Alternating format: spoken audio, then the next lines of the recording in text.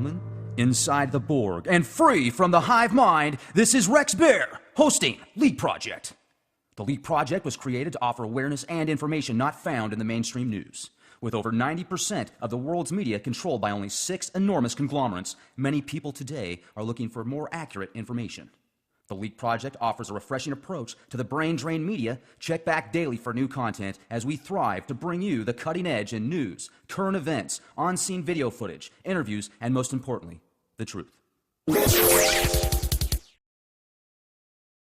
and gentlemen, we've got an awesome guest tonight, Freeman, host of FreemanTV.com, an excellent website. He's been on the forefront of conspiracy theories for almost 2 decades.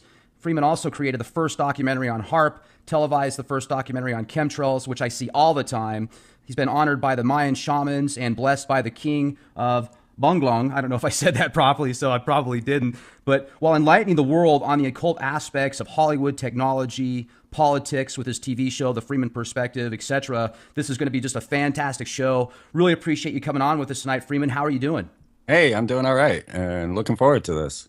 Oh, this is fantastic. Certainly a blessing to have you on the show. As I told you earlier before we got started, I've been following your work now for several years. You've got a great YouTube channel. And when I watched Aliens from Hell, the presentation that you did a couple years ago with a lot of stuff that's happening now that you talked about previously, man, it sure is incredible. And talk about synchronicities. I recently watched a 3-part series on Sci-Fi Channel called Childhood's End, and it has this extraterrestrial race that basically comes down and enslaves the human race in a kind manner, I guess, kind of like bringing cattle to the slaughter in a peaceful way, not to where they know they're going to get killed. And then I watched that video, so just certainly some synchronicities. But if we could, for our listeners that maybe haven't heard your background, just give us a quick bio on who you are and what you do and how you do it.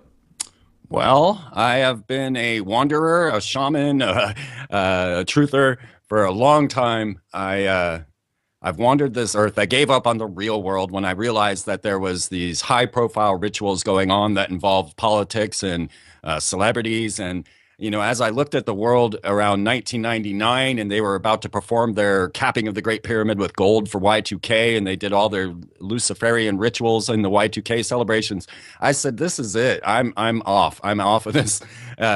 But you know, I've been doing this for a long time. My first interview actually was 1993, I think. And, you know, I've been everywhere, done everything that I can to get an insight on what's going on with the occult, with secret societies, mind control, and now the new high technologies. So I ended up on Austin Access, sitting in the same chair as Alex Jones, not at the same time, but his show was on Access right before mine. And this is pre-YouTube, pre-Google Video, before anything. You had to be on television. And that television show, The Freeman Perspective, laid out pretty much everything I knew as far as I could, and then went even deeper than that. I've interviewed a number of magicians just to try and understand this realm, this world. I have an entire esoteric library that I dig deep and I find knowledge that people don't generally share because they don't read the data, right? Yeah. So most of what I tell you can't be found on the internet. I mean, until Freeman TV came along, this stuff wasn't known. And, you know, so many of the magicians that I've interviewed have actually died, almost all of them now. It's pretty crazy. But so I did the Freeman Perspective for a number of years for the television show. And then that broke down into when podcasting started. I started a podcast, and now I have the Free Zone, a live weekly show every Saturday. Well, pseudo live, but right. It airs every Saturday at 8 p.m. Eastern, and it's a great time. It's really an amazing time to be alive, to be able to tweak with all this technology. Yeah, and it seems like because everybody's connected around the world in some way, it's a lot easier to get access to information and pictures and on-scene footage, etc. So your website, as well as your YouTube channel, Freeman Fly, got some great videos on there. As I was talking earlier at the beginning of the show, when I had a chance to watch that first video, Aliens from Hell, it was just, you brought up a lot of connections on symbology and the number 666, the mark of the beast, Hollywood media, MTV, music, etc. Aleister Crowley, and I find it fascinating that you have had the opportunity to speak with many magicians. We had Lon Milo Duquette on here a while back, and Andrea Vitamus, and he is a practitioner, I would say, of the left-hand path. And certainly you know a lot about Aleister Crowley and how he has influenced the world today. So I was hoping you could talk to us a bit about what you call the satanification of America. Yeah, what a mind blower. It sure is. Because, if it were as overt Satanism that I was seeing, then I don't know, I'd have an easier time handling it, thinking it was maybe show, it was programming, it was, training the children into a satanic belief system. But the thing of it is that the satanic symbols that I'm seeing are so covert that only one that studies deeply into the occult would even realize that these were satanic symbols. Now, one example of that would be the Monster Drink logo. Now, as I started to dig deep into the occult, and what really triggered me was to find out that my father was a high-level Freemason that was chasing flying saucers for the government. So how cool is that? Yeah, right. And all my life, he never said a thing about it. I had to discover it for myself. And when I was in college, I learned about Freemasonry, and I was shocked that most of the world has no idea of their influence. And then I'm also shocked at how many people have a trigger reaction to the idea of these ritual magic performers running countries. Because, after I put out corporate logos, and to give an example of this, so I put together the first film on occult corporate logos and what they mean. And I could easily decipher every major corporate logo inside of a Masonic ritual. And so if you understand what the Masonic rituals are, what they do inside of the lodge when they raise themselves and go through these rituals, then you can correlate that with corporate logos. Now, that's something different. To me, those are signs of allegiance. I won't get into listing those right away, but these satanic symbols that I'm seeing, these are shockers, because like the Monster Drink logo is a Hebrew letter V, and the Hebrew letter V is 6. Their letters are numbers, and V is 6. So VVV on the Monster Drink logo, you can't tell, but that's what a Hebrew V basically looks like. So it was very clear to me. Now, what I find very intriguing is I put this information out to the world. I put it in many lectures going back about a decade. Before Monster Drink was even out, I was talking about this VVV symbolism in coordination with W being forced into office and in connection to VW's logo. So when I saw the Monster Drink logo come out, it was immediately 666 to me, because I study Hebrew. Now, the reason is that once you start to study Freemasonry, you learn very quickly that Freemasonry is based on Kabbalah, and Kabbalah is an ancient Hebrew mysticism. And so everything that you transliterate from their signs and symbols has to also relate into Hebrew. But the one that really struck me, and this was one that we picked up that you're going to like more, as we started to study the Typhonian order of the Ordo Templi Orientis. Okay, so people have heard of Aleister Crowley, many, but he came in and joined a magical order known as the Golden Dawn. He revamped that order a bit, but did not stay with it. He moved on to the Ordo Templi Orientis, which is known as the Order of the Eastern Templar, and revamped all of that as well.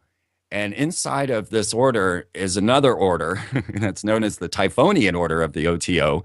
And these guys, their whole goal, and you can read all their books on it, on the Typhonian Trilogy by Kenneth Grant, their goal is communication with interdimensional or extraterrestrial beings utilizing ritual magic.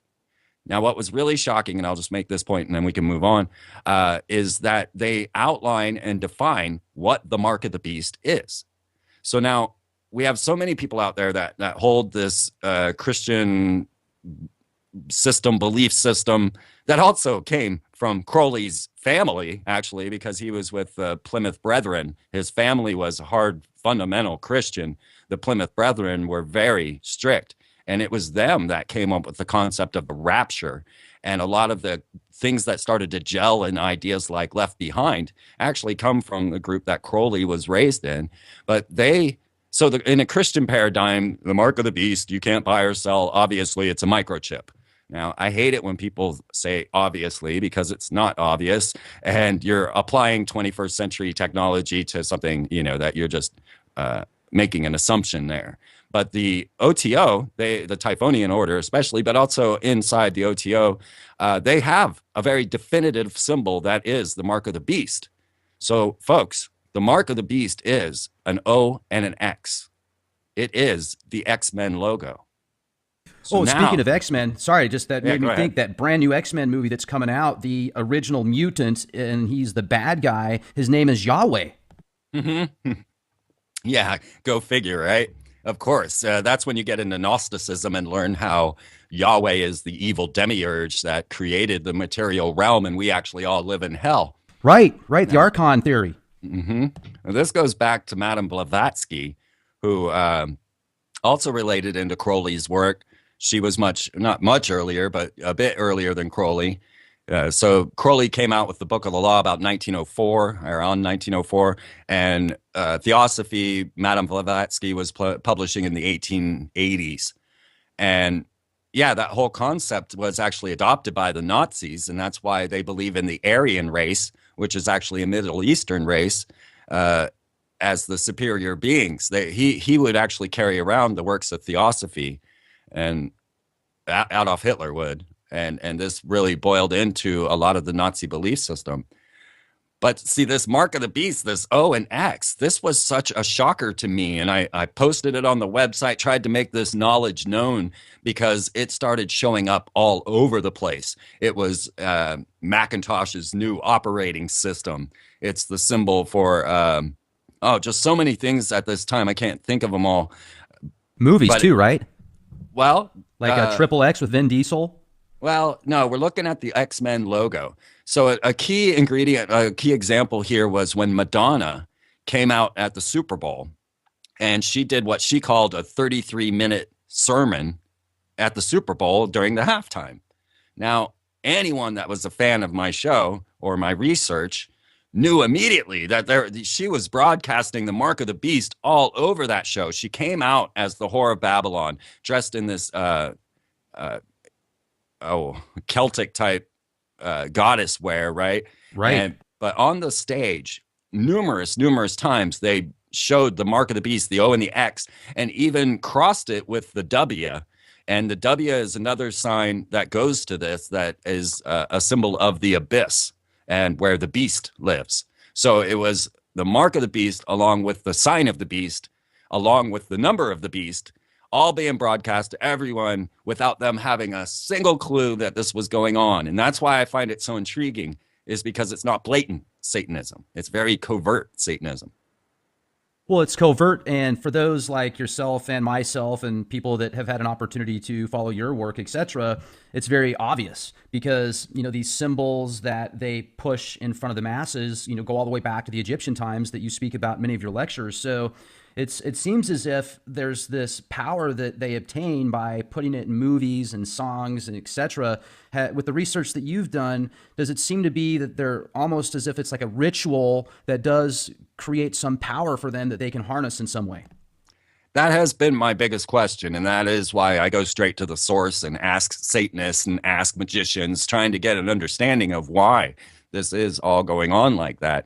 And yeah, absolutely, I do feel that this is much like the times of Greece, where the actors are portraying the gods and actually embodying the gods. Now, there is only really two factors to ritual magic, and that is invocation and evocation.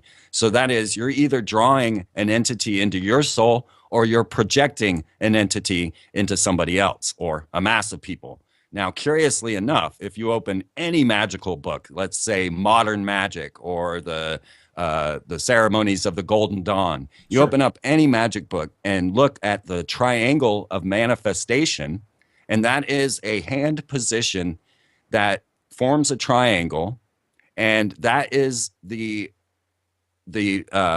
signal to send an incarnated being into whatever is facing the triangle. So how many of these celebrities that people say, oh, look, they're doing the Illuminati eye?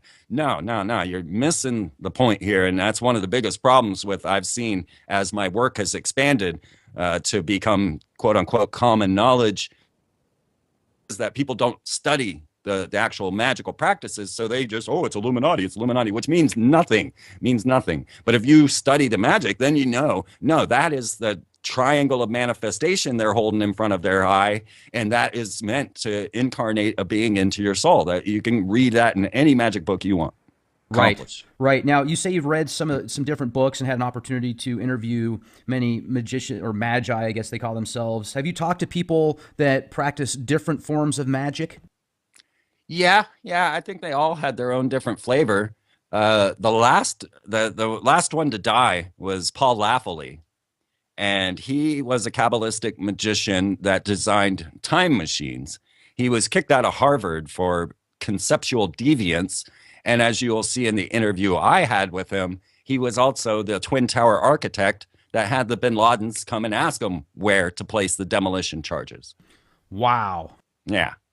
And you had the opportunity to speak with him. And did he design that with a thought in mind of it was eventually going to be taken out and create some type of magical ritual? Because a lot of people think that they were taken out to create some type of new age, kind of like what Aleister Crowley talked about, the Age of Horus.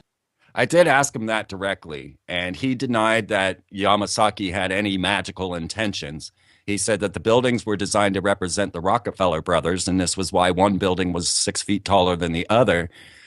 He swore up and down that Yamasaki was way too much of a straight arrow. But when you watch the completion of the One World Tower, then you see that it has a cube at the base and then a spiral going up out of that, and this cube plays into this over and over and over and over again. So I do believe there is magical intention in the creation of these buildings. Yeah, and I've heard you talk about that before, Freeman, different buildings like the Pentagon and other, I guess you could say, government-funded, federally funded buildings that harness some type of entity or energy and what some might call a demonic force. Could you tell us about that?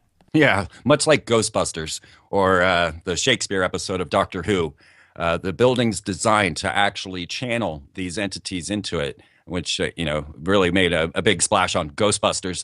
But one that you can go and research for yourself, find out that this was truly the intention of building a building in New York. There is a building known as the Master Building, and this was built for a character known as Nicholas Roerich.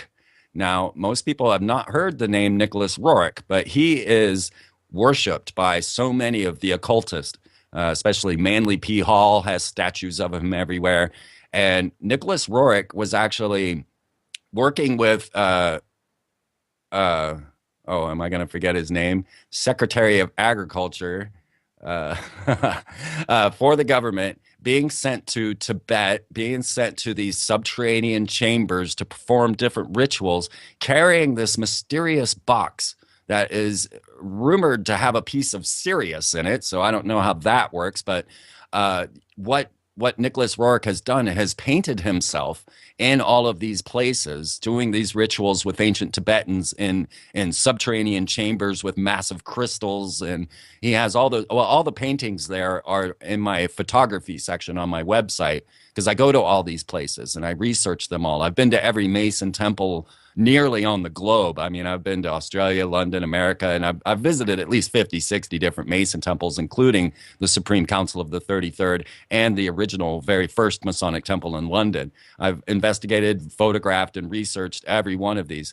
But Nicholas Roerich, they built a building for him downtown called the Master Building. It's currently an apartment building now. And upstairs, the meditation chamber is designed in these focal points to bring these entities. And the building was built intentionally for that purpose. This is something that you can go research for yourself to know that this is on their minds. I wish I could remember the name of the president or Secretary of Agriculture that he was working with. It starts with a W, and I don't know why my brain's drawing a blank. Hey, no worries. Maybe HARP got to you, so they know this program's going on right now, so they're sending a signal from Alaska. It's interesting. A few years ago, I was going to Alaska, and I kind of made a joke about it over the phone that I was going to go check out HARP with a friend of mine. And we noticed some very weird stuff happening to my phone after that, to my friends that would call me up. It would get this weird clicking sound, and it would call, and somebody would pick up, but my phone wouldn't ring. Oh And, yeah, and back in the '90s, we always messed around with Echelon. My friends used to call me and go bomb, bomb, bomb, terrorist, terrorist, terrorist. We used to play games with this. I mean, we knew about Echelon what in the early '90s, maybe late '80s. The listening system that is set up in Australia that is NSA. sure. And sure, yeah, you better believe that thing is tapping everything. I wonder how smart that thing has become. Well, it might even have some artificial intelligence connected to obviously all those supercomputers that they have that just must be mind-boggling. But you talk about in one of your lectures, you talked about Lamb, the entity that Aleister Crowley had spoken with and summoned or invoked, or yeah, I guess you could say invoked. And there's the Thule Society, the writer of Star Trek that was a part of Thule Society claims to have gotten some of that information from those seances that the Nazis did. And I was wondering if you could tell us about that and some of the connections and the information that you have. Gene Roddenberry, the creator of Star Trek, actually was good friends with L. Ron Hubbard. Now, if you don't know this, L. Ron Hubbard founded Scientology, science fiction writer who then started a religion. Of course, Roddenberry was very jealous of this and wanted to start a religion himself, but never really had the knack like Hubbard did.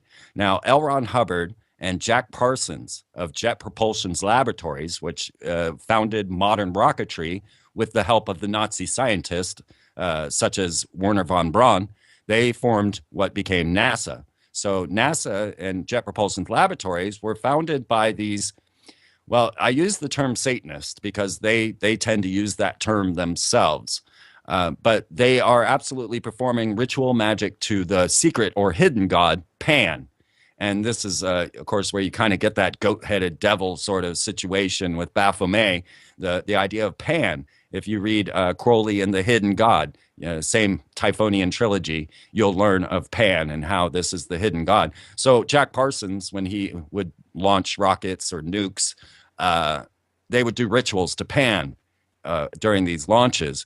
So Roddenberry was also a good friend of in this situation, and also a somewhat practicing magician. It really takes serious dedication to be a magician. This is not a flight of fancy sort of situation. You got to learn a lot.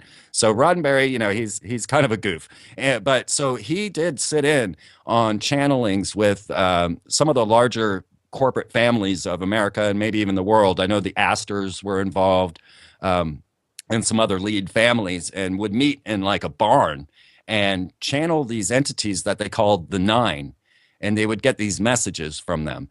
Now, the channeler that they used was the Israeli psychic known as Uri Geller. And Uri gets so interesting. Now, if you remember Uri Geller, he was the one that would bend the keys with his mind. He was all over television. Well, he was the channel that they were using for this, and he eventually quit. I guess talking to the Nine was somewhat taxing.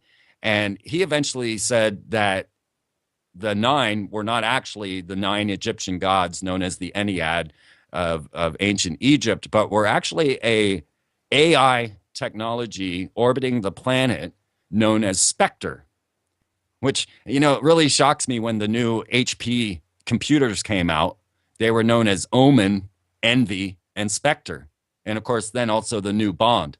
Always spelt the same way with the R-E instead of E-R. Now, Omen, Envy, and Spectre, that's what you're going to name your new computers. I mean, come on, guys. We got bitten apples on there. We've got satanic symbols galore on these computers.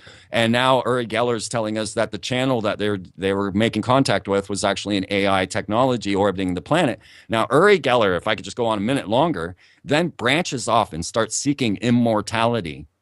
And he joins up with the mighty forces of Michael Jackson.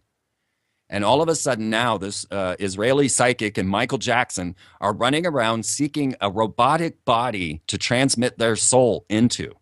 And the robot that they had picked was known as E-Rock. And this was way early in the day, and these robots, super low budget. You can see E-Rock in a movie called Home Movie. And I think you can even find it on YouTube. But so this guy was hired by Michael Jackson to build a robot for him to transmit his soul into.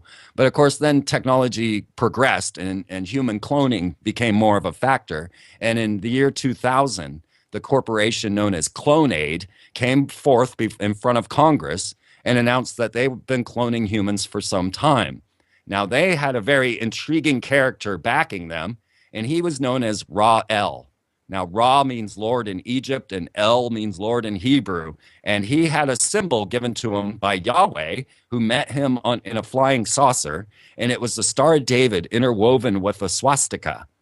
And he was to build an embassy for the Elohim's return, very much like childhood end, right? He's building this embassy for the extraterrestrial gods to return. They contacted him in the Pyrenees Mountains in France and gave him this commission. Now, strangely enough, I'll just throw in a little personal anecdote with this. Paul Laffoley, who we were talking about before, said that necklace that Ra-El wore, okay, picture this. We're in Congress. We're having a discussion of human cloning. We have the major players of human cloning in the room. This is Bridget Bousselet and Dr. Savros, both claiming to have cloned humans already.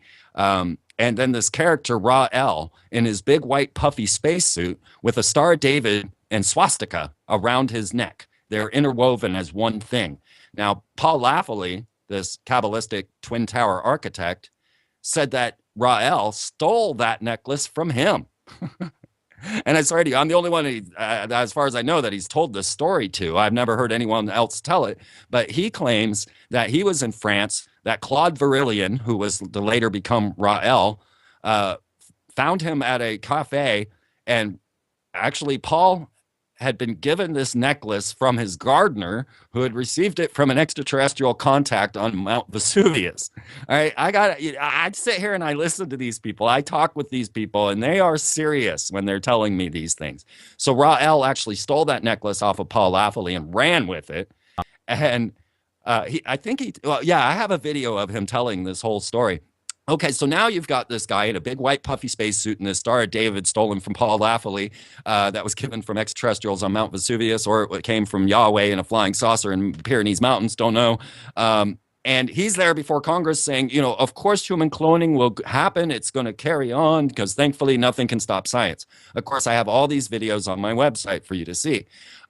This is Congress, all right? So Michael Jackson and Uri Geller, to get back to the story, meet up with Ra-El and CloneAid, and they hire them to build them a clone so that they could then transfer their bodies into a clone. You don't believe me? Go to CloneAid's website right now, and you will see them boasting about the fact that they have Michael Jackson's DNA and they plan on cloning him. If you think that's absurd, then research the dentist that bought John Lennon's tooth and is planning on cloning him. So the whole story boils down, though. Michael Jackson goes to the mall, a very rich mall in Beverly Hills, and he buys a lifelike replica of King Tut's golden sarcophagus. And the documentarian following him asks him, well, are you going to be buried in this? And Michael says, no, I'm going to live forever. Well, lo and behold, after he buys multi-millions, hundreds of millions of dollars of stuff in this store, including the King Tut replica sarcophagus, he vanishes, right? He announces his 30-day show at the O2 Arena. And if you look at who that person that announces the Michael Jackson concert, it's supposed to be Michael, look very closely. That is not Michael Jackson that's making that announcement. It's an imposter. And then Michael suddenly dies.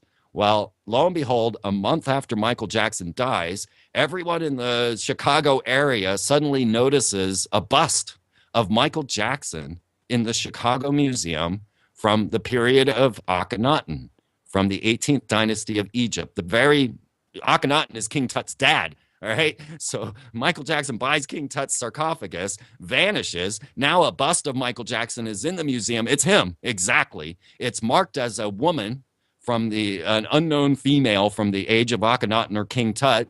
And no one ever noticed it until Michael vanished. Now, one last curious piece to this puzzle. I interviewed the head of the Time Travel Institute, and he said that, yes, time travel is occurring, but we control it. We have time control technologies where we can shut them down, but we can't seem to stop them in Saudi Arabia. Now, the mystery is that when Michael Jackson, quote unquote, died, he was deeply in debt to a Saudi Arabian prince, and no one could figure out why. How bizarre is that story? So yes, Gene Roddenberry was channeling these very entities, and this is the ideas and everything that come from that. And Roddenberry really hoped that he could be like Hubbard and eventually form his own occult religion. And speaking of that, when you speak, L. Ron Hubbard Jr., who was one of the surviving abortions of L. Ron Hubbard, there were many of them, he did an entire article in Penthouse magazine saying how Scientology is actually a satanic ritual just spread out over a long period of time. You can go read this in Penthouse for yourself. It was in the 70s, I think, that he wrote this. But L. Ron Hubbard Jr., that's his description of it. So that's how this all ties up. Right. And as far as Lamb, the Aleister Crowley and Parsons and Hubbard, I think they all had some connections. And then there was the Scarlet Woman, the Horror of Babylon. What information could you give us on Lamb? Do you think that that's an actual gray or some type of interstellar entity? Okay, Crowley made a lot of enemies, and Jack Parsons and L. Ron Hubbard were two of them. And there was a magical war going on with them. And it's believed that even that Crowley had cursed L. Ron, and that was what brought down his ship in a massive storm. They had this near catastrophe. So this is the type of magical war that they would have, controlling entities or energies. And to give you an idea of their mindset. So L. Ron Hubbard, Jack Parsons at war with Aleister Crowley. Now, yeah, when you look at that depiction of Lamb, let me mention that Crowley died. Okay, so we already know that they're using their ritual magic to channel extraterrestrials. They say this themselves. Read it for yourself. They just republished the Typhonian trilogy. You can get it for yourself. Learn about the Mark of the Beast. Learn about this intercommunication with extraterrestrials, and that is the point of their ritual magic. Now, ritual magic has many points. This is just theirs, right? So yeah, you can tie all that together, and you find that Crowley depicts this character of Lam that is, what we consider a gray today. And this was long before anything had ever, long before the concept of the gray was out there. And strangely enough, Crowley had performed a number of these rituals to open these portals, doing most of this at the Loch Ness house, where Jimmy Page eventually moved in, because Jimmy Page was a huge follower of Crowley. And he never closed any of these ritual portals. And so next thing you know, Crowley dies in 1947. 3 months or 2 months later, Roswell. Right? So, yeah. Now, I'm glad you brought up Roswell. That's the next question I was going to ask you. If you thought there might be some connection there, the rituals that they performed might have tapped into some different dimension, and this phenomenon that we saw back then and now might have something to do with it. Yeah, exactly the point. Exactly. That could very well be why these flying saucers became so prolific at that time. You had the 1952 flap as well, where there were fleets of flying saucers flying over the White House, made front page news. And of course, in today's age, my God, we have so many UFOs. It's crazy. And I put a whole bunch of the best ones in my Obama video, because it's just astounding what we're seeing today.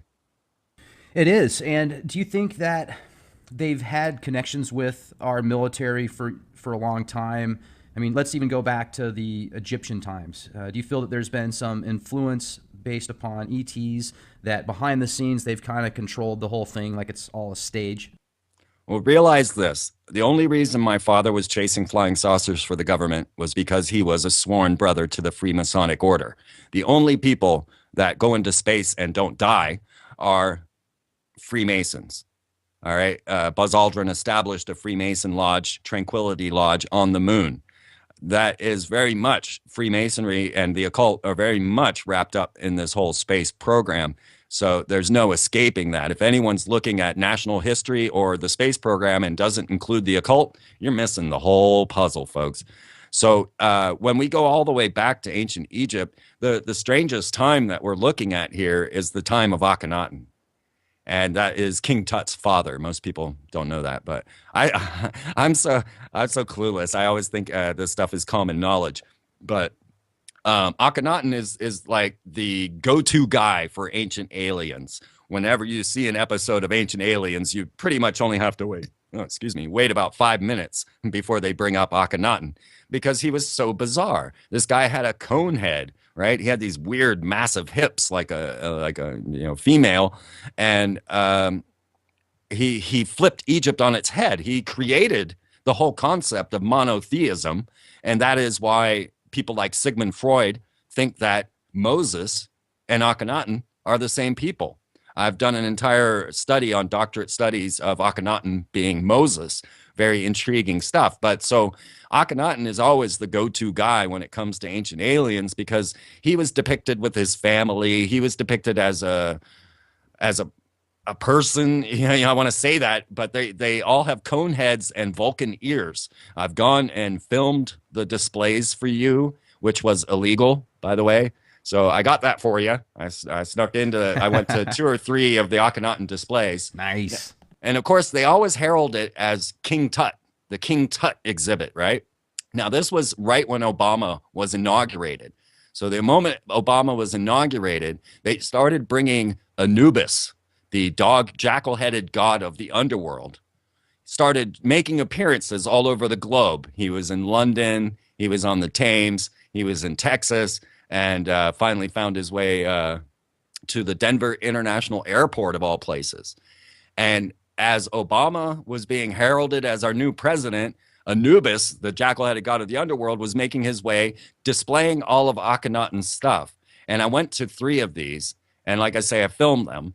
And you find that these people are all cone heads with Vulcan ears. And then you realize, wait a minute, this whole family looks really familiar.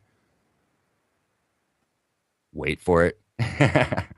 Well, so when you say really familiar, I saw one of your videos where you were showing a picture of President Obama and then a picture of a pharaoh, and then you kind of had a split face, and it looked pretty identical. Yeah, I mean, the Akhenaten Obama comparison is pretty astounding, and it was the first one that I came to. All right, folks, let me just say this. 1985. Everything I tell you, you can go research for yourself. 1985, New York Times, Nature magazine, major peer-reviewed scientific journal announces we have cloned a mummy from Akhenaten's time period. All right. Now, that does not mean they brought a mummy to life, that they brought a person back. But what this meant was that there was a cell in the mummy wrappings, in the mummy itself, excuse me, capable of somatic cell transfer. Okay, so they thought it was a huge deal that they were able to clone Dolly from an adult stem cell. This had never been done. That's why Dolly was such a big deal. She was not the first clone. They were cloning cattle already. But Dolly was a special significance because it was an adult stem cell, and no one thought that there would be enough or proper DNA in an adult stem cell in order to clone it. So actually, Ian Wilmot, who cloned Dolly, did not expect any attention for what he was doing. And when he found himself on the cover of Time magazine, he was flabbergasted. They didn't even keep data of the original sheep that they had cloned from because they didn't care. Like, there was no money in cloning. He was actually trying to clone a sheep that would produce pharmaceuticals out of its milk. All right. So when we look at 1985 and they cloned the cell from a mummy, this was another big shocker because it's 2,500 years old. It should not be able to have a sufficient DNA to clone. And so this threw out a huge mystery of how mummification saves a cell viable for cloning. No one can answer this question yet, right? We can't even clone. They cloned Stalin. We can't mummify. We mummified Stalin. They did Lenin in Russia, and they're both rotting. There's something about Egyptian cloning or mummification that we don't understand. But what it does is saves a viable cell over thousands of years. Now, the pharaohs themselves had announced that they would return in 3,000 years, right? It's been just about that. It's 2,500, 2,800 years since Akhenaten. Well, they managed to clone a cell from that moment in 1985. Let me just keep that repeating that. And So I knew that cloning of mummies was already viable and something that we should think about and talk about. And so I brought it up in my third television show called Return of the Nephilim. And this was while W was in office. No one had ever heard of Obama yet. Then Obama comes out. I predict that the next president after W would not be considered an American citizen. Now, this is a bit of the social engineering going on to destroy the Constitution. So this whole now Ted Cruz is now a non-national citizen. They're starting another birther debate because the birther debate is more of a constitutional erosion than anything else. It didn't seem to catch with Barack Obama because never mind all the jokes he made about it, or that he said he was actually born on Krypton and his father was Jor-El, or when he showed his birth video was the Lion King. Never mind all the jokes that he made about it, or the fact that they have a sign in Kenya saying birthplace of Barack Obama. That was all social engineering. It's not really part of the puzzle. But when I saw Obama's face and I saw Akhenaten's face, and other people saw this as well. William Henry was another one who noticed. And I put these two faces together. I took Barack Obama's Time magazine photo and the normal depiction of Akhenaten, and I put the two faces together. I did not squish them. I did not manipulate them. I simply cut them in half and put them side by side, and boom, it is the exact face, all right? So now, as a different prediction, I had said, well, the next fear that they have coming, according to Werner von Braun, the Nazi scientist that came working with Disney and Jack Parsons, the Nazi scientist who brought modern rocketry to America, according to Werner von Braun, the stages would go the Red Scare, terrorism, asteroids, and then aliens. And so we had already been through the Red Scare and the terrorism, so I had said, okay, next thing is asteroids. So I took that depiction of Barack Obama as Akhenaten, which I lovingly call Barakhenaten, and I put an asteroid hurtling towards his head to preempt the next global fear pandemic that they were going to share. And lo and behold, if it wasn't a week later that they announced, oh my God, there's an asteroid heading towards planet Earth going to destroy all life in 2029. And this asteroid is known as Apophis. Now, this shook me to the core because I already had the artwork out there. I already had all the information out there about why it was going to be an asteroid threat. And then it came, and Apophis, the name of the asteroid, is the Satan of Akhenaten's monotheistic religion. All of a sudden, Obama's fighting his ancient nemesis. And I'm flabbergasted, okay? But then it gets even weirder. Somebody says to me, well, have you seen Akhenaten's mother? I'm like, damn, no, I never really thought of looking into his mother, right? Well, it turns out she's a great mystery. She'd been a pharaoh since she was 4 years old. She came out of nowhere. She was obviously a Nubian or a black pharaoh. And she basically ran the kingdom, even though she had her husband, Amenhotep, with her. Now, there are two massive depictions of Queen T, Akhenaten's mother, Queen T, and her husband, Amenhotep the third, and they're called the Colossi of Memnon, or sometimes known as the singing colossi because they hum when the wind blows. They make noise, they make tones. So these are massive, and when you see them, they have people standing at their kneecaps, and they were depicted like this. So this was Akhenaten's mother, and one look at her, and I'm like, oh my God, this is Michelle. This is Michelle Obama, without a doubt. Now, I split those faces in half and put them together. I took Michelle Obama's high school photo and I took the Queen T depiction and I split them in half and put them together. And I left the images there for you to do this for yourself. Now, you can't even tell that I did it. They are so exact that you cannot tell there are two faces in the image. And you can do it for yourself. The images are there on my Obama cloning article. Try it for yourself. You'll be blown away. Okay, so now we're talking about a mother-son duo here with Michelle and Barack, Akhenaten, and Queen T. But then you start to notice that Akhenaten, out of all the norms of Egypt, depicted himself with his children. And most especially, 2 of his 6 daughters are constantly depicted. Well, I'm sitting there looking at this puzzle and I'm like, no, this can't be. 2 daughters as well. Let's have a look.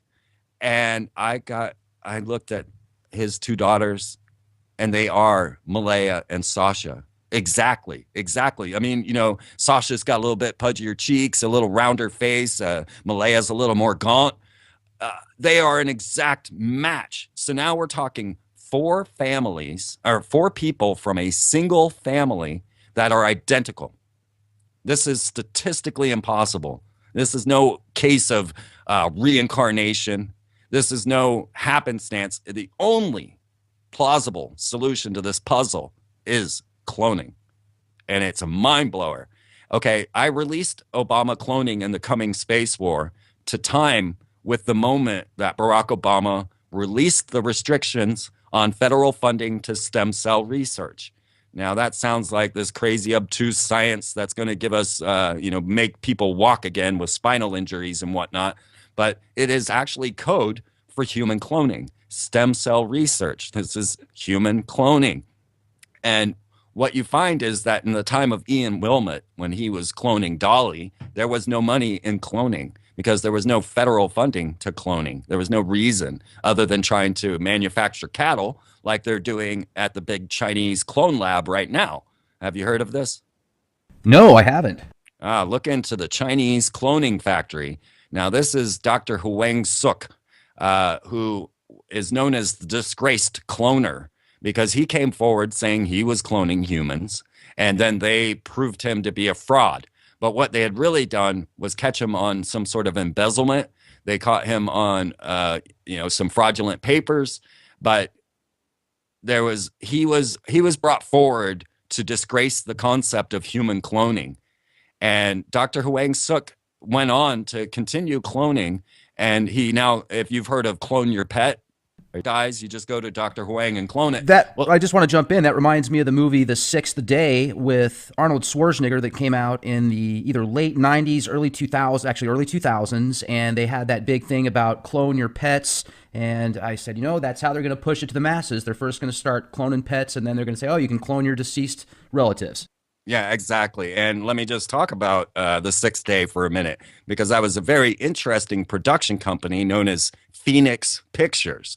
All right. Now, the Phoenix, of course, is this death and resurrection symbol. And when you watch that movie, they also did From Hell, which is Alan Moore's depiction of Jack the Ripper as a Freemason.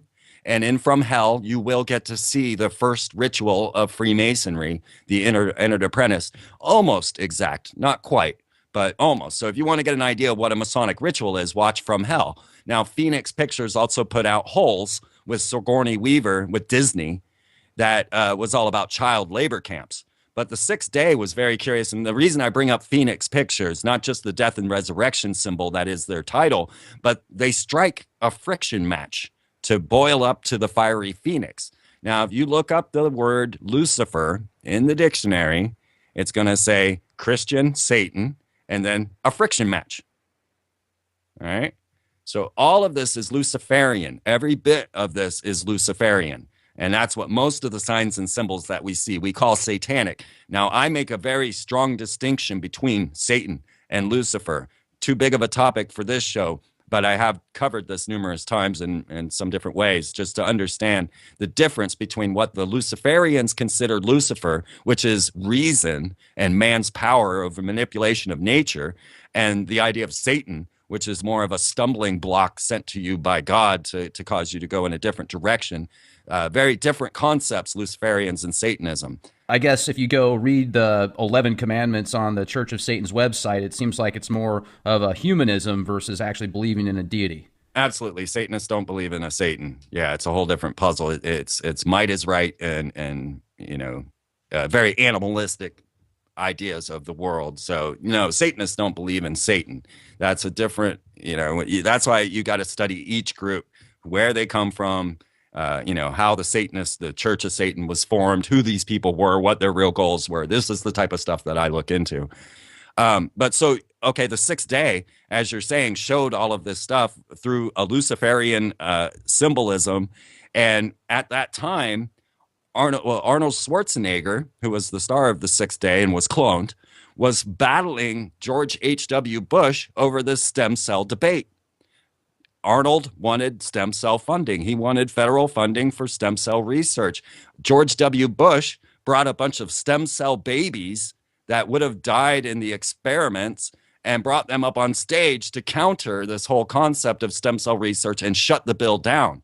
But Barack Obama, our clone himself, came straight out in front of the public, told everyone he's releasing the restrictions on federal funding to stem cell research, but we cannot, and these were his words, cannot allow human cloning for reproduction.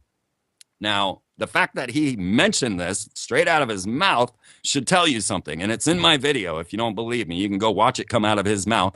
But in his legalese, that's leaving out the concept of human cloning for experimentation, which is absolutely fine by their standards, by what he said and what the federal funding is going to. So now this Chinese factory is going to clone 100,000 cattle this year, hoping to clone millions over the next couple of years. And the FDA approved your eating of cloned meat back in 2008. So they're on board. The cloning factory is happening. Human cloning is happening. All of this is happening. It's on the news. Nothing I'm saying to you is obscure. Go look it up. So first it's, okay, it's okay to put basically derivative of Agent Orange on the majority of the corn crops that are out there. That same stuff that was made in Vietnam to wipe out a lot of the poor people out there is now basically derivative of that is used as one of the main weed killers out there by the same company. It's pretty fascinating. So yeah, now it's going to be cloned meat. And it makes me wonder, Freeman, do you think that they've already been doing that secretly? Do you think that maybe McDonald's or Burger King has some special laboratory where they're making this cloned meat? I mean, heck, they've already came out saying that many of the samples in fast food restaurants, the meats have human DNA. Yeah, like I was saying, it's not going to be, this is already 6 years. No, 8 years that this has been going on, folks. This isn't in the future. It's already happening. So yeah, absolutely.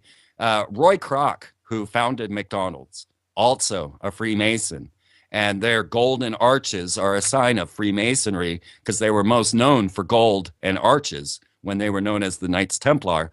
So, yeah, absolutely. Folks, you're already eating cloned meat. The FDA agreed to that 8 years ago. It's and the clone labs are on their way. The Chinese clone lab with the corporation that's working with Dr. Huang Suk on the clone lab for cattle is known as Boya Life. And I don't know, that's such a weird name. We got Clone Aid, we got Boya Life. But yeah, no, it's happening, folks. This is not out there stuff. This is in your news. I get alerts, Google alerts for this every single day. If you put a Google alert out for human cloning, you'll see it's going on, and the president's standing behind it 100%. Well, let me share a clone story, please. Now this is another one you can see for yourself.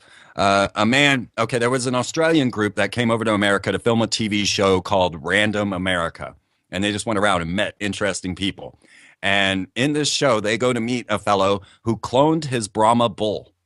All right. So we're talking about a 2,000-pound bull that was the family pet. And this bull would hang out and have its little spot that it would always sit around, and it played with the family and such. Well, its name was Chance, and Chance died. And they loved this bull so much that they spent, $100,000, $200,000 to clone this Brahma bull. Now, they show this bull in the TV show, Random America, and this bull that's cloned looks super sinister. He looks so evil. He's got these big black rings around his eyes, and it does not look like the original Chance. They called this cloned one Second Chance, and Second Chance was a monster. Second Chance gouged this owner numerous times, even to the point of ripping his scrotum open with his horns. And the owner was like, well, we're going to wait till he's at least 7 to see if he's becomes as nice as Chance does, or Chance was. And he's living with this crazy psycho bull.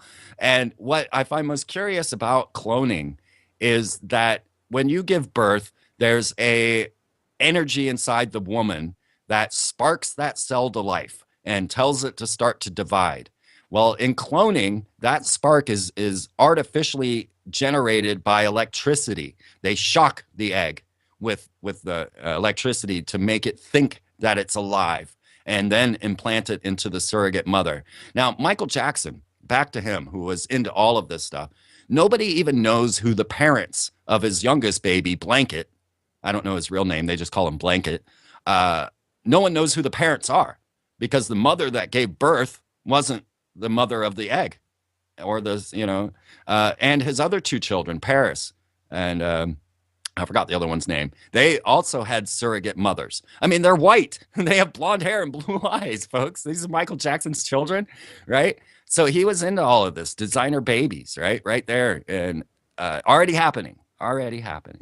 Well, so let's jump back to The Sixth Day, the movie that we were speaking about a moment ago, when they had the main guy that, not Arnold Schwarzenegger, but the bad guy that was the head of the company that did this cloning, and he got shot and killed multiple times, but he kept basically coming back to life because they would just plug him into a new body, and then bam, voila, here you are.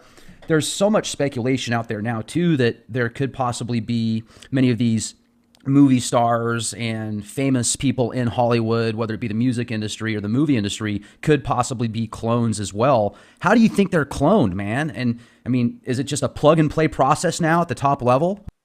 Yeah, you really got to wonder, because mind transfer technologies is the other puzzle in this, and that's what they needed with in the Sixth Day. So they would clone the body, but of course the clone is not the person. And so they would then take a mind sample of this person and transmit it into it so that he would have the memories. And that's how he became the person again. So mind transfer technologies, there are a number of companies working on this. The most public one is known as the Blue Brain Project. And I always find it interesting how many blues we have out there with the blue beam, blue brain. Blue blood.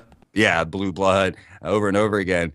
Blue Book, of course, chasing the extraterrestrials. Yeah. And, so the Blue Brain Project is run by a man called Henry Markram, and he is working on creating a rat brain inside of a computer for mind transfer technologies. Now, this is the open science. This is the one that you can learn about. So you can imagine somebody with a massive computer. Okay, so here's the problem. Henry Markram does not have the processing capabilities of transferring a human mind. This requires what is known as exabytes of information or petabytes of information. Now, to kind of give you an example, all written works in the entire planet of all time would fit into 5 petabytes. So this is the type of processing power necessary for mind transfer technologies.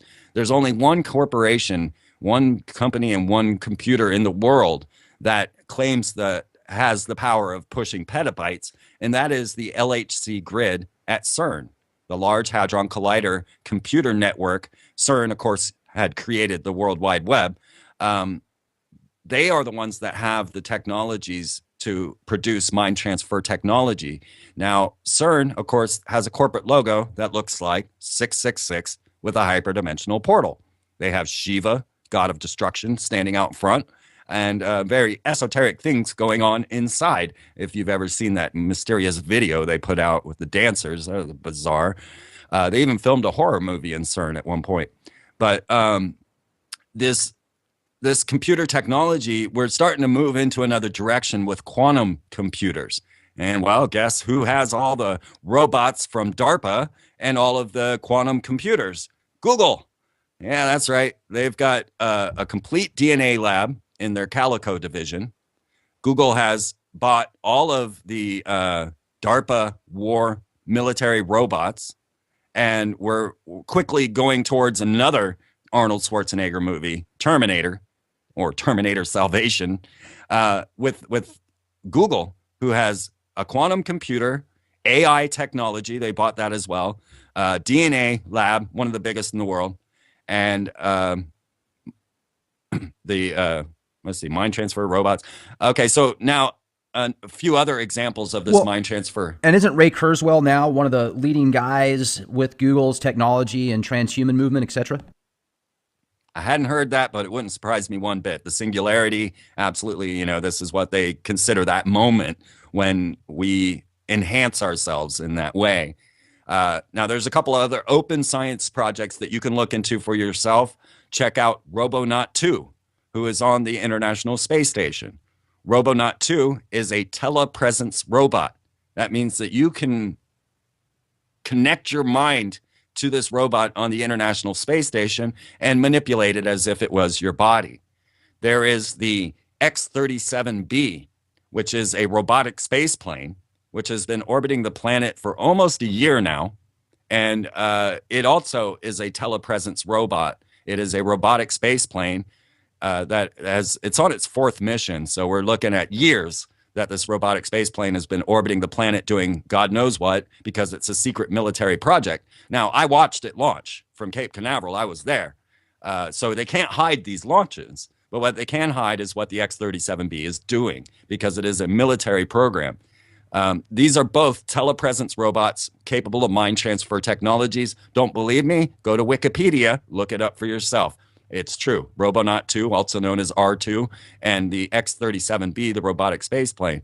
Now, here's where it gets a little more bizarre. I was talking about Henry Markram and his Blue Brain project. Well, there was a time where they announced all of the alien ambassadors that we now have on planet Earth. So Linda Rothschild is the extraterrestrial ambassador for NASA. Wow. Yeah. Now, this is open, folks. This is not hidden. Look it up. Maslin Othman is the head of Office of Outer Space Affairs and is the extraterrestrial ambassador for the UN. Now, they decided to hold a big meeting at the Royal Society where all of the great heads of science come together. And in this group, they included Paul Davies, who wrote the book, Are We Alone? And you can see a picture of Hillary Clinton hanging out with the Rockefellers holding that book. Paul Davies was at the Royal Society meeting. Maslin Othman, Linda Rothschild, all of the extraterrestrial sciences were there. And Henry Markram of the Blue Brain Project was there as well in this massive meeting and deciding what to do when extraterrestrials can contact us. Well, and a lot of people think that the Rothschilds and some of these really elite aristocratic bloodlines that have been in positions of power for hundreds, if not thousands, or even longer of years could possibly be from extraterrestrial origins, like the Nephilim that's talked about in the Bible. What are your thoughts on those connections? Yeah, it definitely it fits the bill. These people don't die, you know. It wouldn't surprise me one bit if they were blood drinkers. And yeah, we have to deal with this concept of the Nephilim. If we're going to accept any biblical study, then you have to accept that the Nephilim were there in the days of old and they are there now. That's what the Bible says. So if you're going to accept any of that, you got to accept that. And these were giants, according to most accounts. But yeah, there is definitely something to these bloodlines, and that has been the key ingredient. You'll find out Britney Spears is related to Hillary, Brad Pitt's related to George Bush, or maybe I got that backwards. Madonna is related, and I have it all in my lecture and the tree, the family tree, so that you can see that even the celebrities are of the same bloodline as all of these elite that we're discussing. So yeah, I do believe, and I also believe that the DNA connection makes them better receptors for this reptilian energy. So when they channel these entities, it's far easier for them to be in communication with them. And you were talking earlier about the seances that the Thule Society was doing, and they claimed to have made contact with this artificial intelligence that was going around the globe. Do you think that that could have been from the infamous Black Knight satellite that has supposedly been, estimated to be, or supposedly approximately 13,000 years old? Yeah, it's very, very possible. That's the one that has, come up on the radar so many times that it would make sense that this would be the Spectre vehicle. Now, the Thule Society, or Thule, however people say it, they formed the Nazi Party. They were openly communicating with interdimensional beings. That was their charter. And then they formed the Nazi Party. And of course, then the SS and all of the lead Nazis were in performing these rituals. And they came forward and said, don't worry about Hitler. We sing the tune. We have got him in communication with them. Now, as I said, Adolf Hitler was running around with works of Madame Blavatsky. He was absolutely a practicing occultist and had complete understanding of all of this situation. Right. And then his corporate logo that he put on the Volkswagen, right? So the Volkswagen was the Nazis' answer, the car for the people. You know, he was supposed to be the people's president, right? Right. So he made the Volkswagen so everyone could have a car. And of course, the corporate logo for the Volkswagen is two V's interlaced. Now, the VV symbolism, I picked that up as I started to study the Hebrew connections to corporate logos, and I came to Phillips 66. And I said, well, what is Phillips 66? If I can relate everything else to a Kabbalistic ritual, then I should be able to relate the number 66. And I looked it up, and it was the number of the abyss. It was the number of the fallen angels, or what's known in Magick as the Qliphoth, sometimes represented as excrement. And this is what W means. And when you take the W and you take the two V's and you interlace them, like the Volkswagen logo, then you get three V's, which Hitler would absolutely know equates to 666 in Hebrew.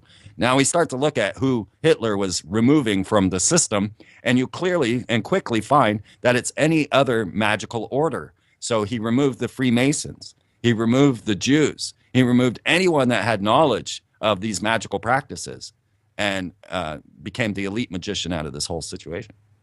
And do you think that that's why most religions today portray any type of occult practice, or even just mind over matter practice in essence, as something that's evil, that will lead you astray, because the elitists or people at the top levels want to keep that system of control and power for themselves? Yeah, I do. I really do. I think everyone should look into the esoteric. Oh, excuse me again. I think everyone should look into the esoteric, that you should have a working knowledge of these magical practices to understand what is going on, because you're so caught up in the show, the facade of it all, and you don't see the deeper, most devious magical practices going on. But that being said, I do not believe all practices of magic are evil. When you begin to study magic, you quickly learn that a vast majority of it is Christian-based. So when you do your pentagram ritual, and that is to summon an entity, invoke an entity into your being or into a room, you use the Lord's Prayer in Hebrew to open that portal. So when you also find that the archangels are all called upon during this pentagram ritual, Raphael, Gabriel, Uriel, you call upon all of these archangels within magical practices. So yeah, I think that people just having a trigger reaction to the occult and not looking into this at all, then trying to, that's where my show was intending to be different than anything I was hearing anywhere on the globe, because you were only getting this information from Christian fundamentalists who just said, oh, that's Satan. Oh, that's Satan. I came in and I clarified, I identified, and then I investigated what these occult practices mean, what they do, why they're happening. And that's where my show differed greatly from anything that was on the air at the time. I know that you're also very knowledgeable with mind control and some of the techniques, et cetera, that are used. I was hoping you could share some of that information with us. Yeah, trauma-based mind control also really relates into the left-hand path of magic. Now, the left-hand path, and that's why you see all of the artists covering their left eye. This is a sign of the left path, or the dark side of magic. And of course, Star Wars is now promoting that so heavily with the Disney J.J. Abrams and the ideas of the dark side. But it is trauma-based mind control is a horrific practice that really came out of the occult. If you go back to Crowley and his cult that he had inside of the Loch Ness house, you'll find that they were eating feces, that they were debasing themselves in the most greatest ways that they could. This was supposed to purify your soul by doing the most horrific things you can imagine. And trauma-based mind control came out of this, went into the projects like MK Ultra and Project Monarch, and they started to use these techniques. Now, if you want to know exactly or nearly what trauma-based mind control entails, the movie The Butterfly Effect with Ashton Kutcher lays it out step by step. And you will find that movie to be very horrific.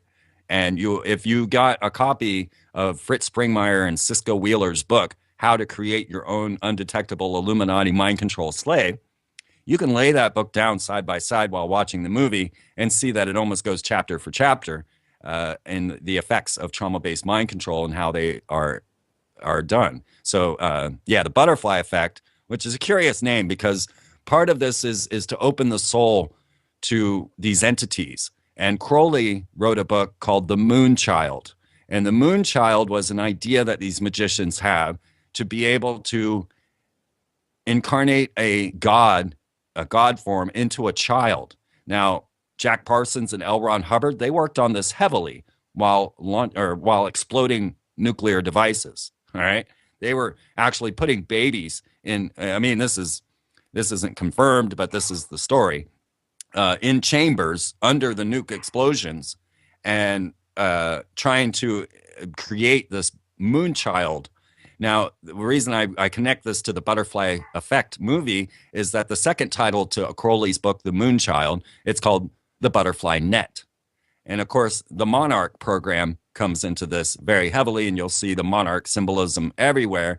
Now, the reason the Monarch is so important to this trauma-based mind control and what we're talking about with the genealogy of the Nephilim, the Monarch butterfly was noted to pass information on through genetic memory.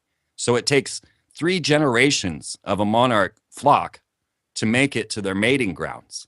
How does the second generation know where to go? The first generation died before they got there. Somehow the second generation's carrying on. Now, they've just done major studies, and I think it was Johns Hopkins University that came forward and said, absolutely, genetic memory is a reality. So that means we have memory going back in our DNA millennia, and that some people can retain this knowledge. And especially within trauma-based mind control, when the brain is broken into fractures and you have all these subcompartments, then you start to get more into these magical practices. And Brittany is a classic example of what a monarch might appear like with all her different personalities. And then even Steven Spielberg made this a popular notion by putting out the TV show, The United States of Tara, where they basically asked you, wouldn't you like to have a bunch of multiple personalities so that you can have one deal with this problem and another deal with that problem? Which altar would you choose? So they have popularized this thing, and Project Monarch is openly mentioned in Disney's Marvel, The Avengers. We find the effects of trauma-based mind control portrayed constantly in the Star Wars Clone Wars animation series. They put most of the characters, and especially the young children, in that cartoon through trauma-based mind control situations, such as sticking a child into an electrified cage. That happens in that child's cartoon is one of the things. There's numerous, though, if you watch it. So it has become so popularized now that it's just a common social norm. And we are all now victims of this trauma-based mind control through the Hollywood screen. You know, and I found it fascinating. I read an article a couple years ago, and it talked about how if somebody was watching a particular event, the part of the brain that got activated in that individual was the same part of the people that were actually involved in the process. So if you saw somebody get hit by a car, the guy that got hit by the car, the people hitting that guy in the car, you're experiencing the same thing they are in essence and a physiological level.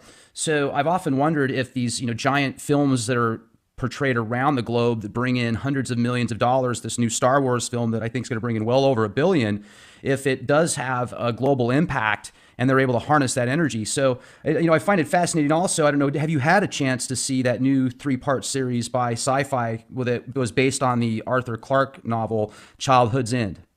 No, I'll definitely have to check that out. I have read the book, and I think I saw...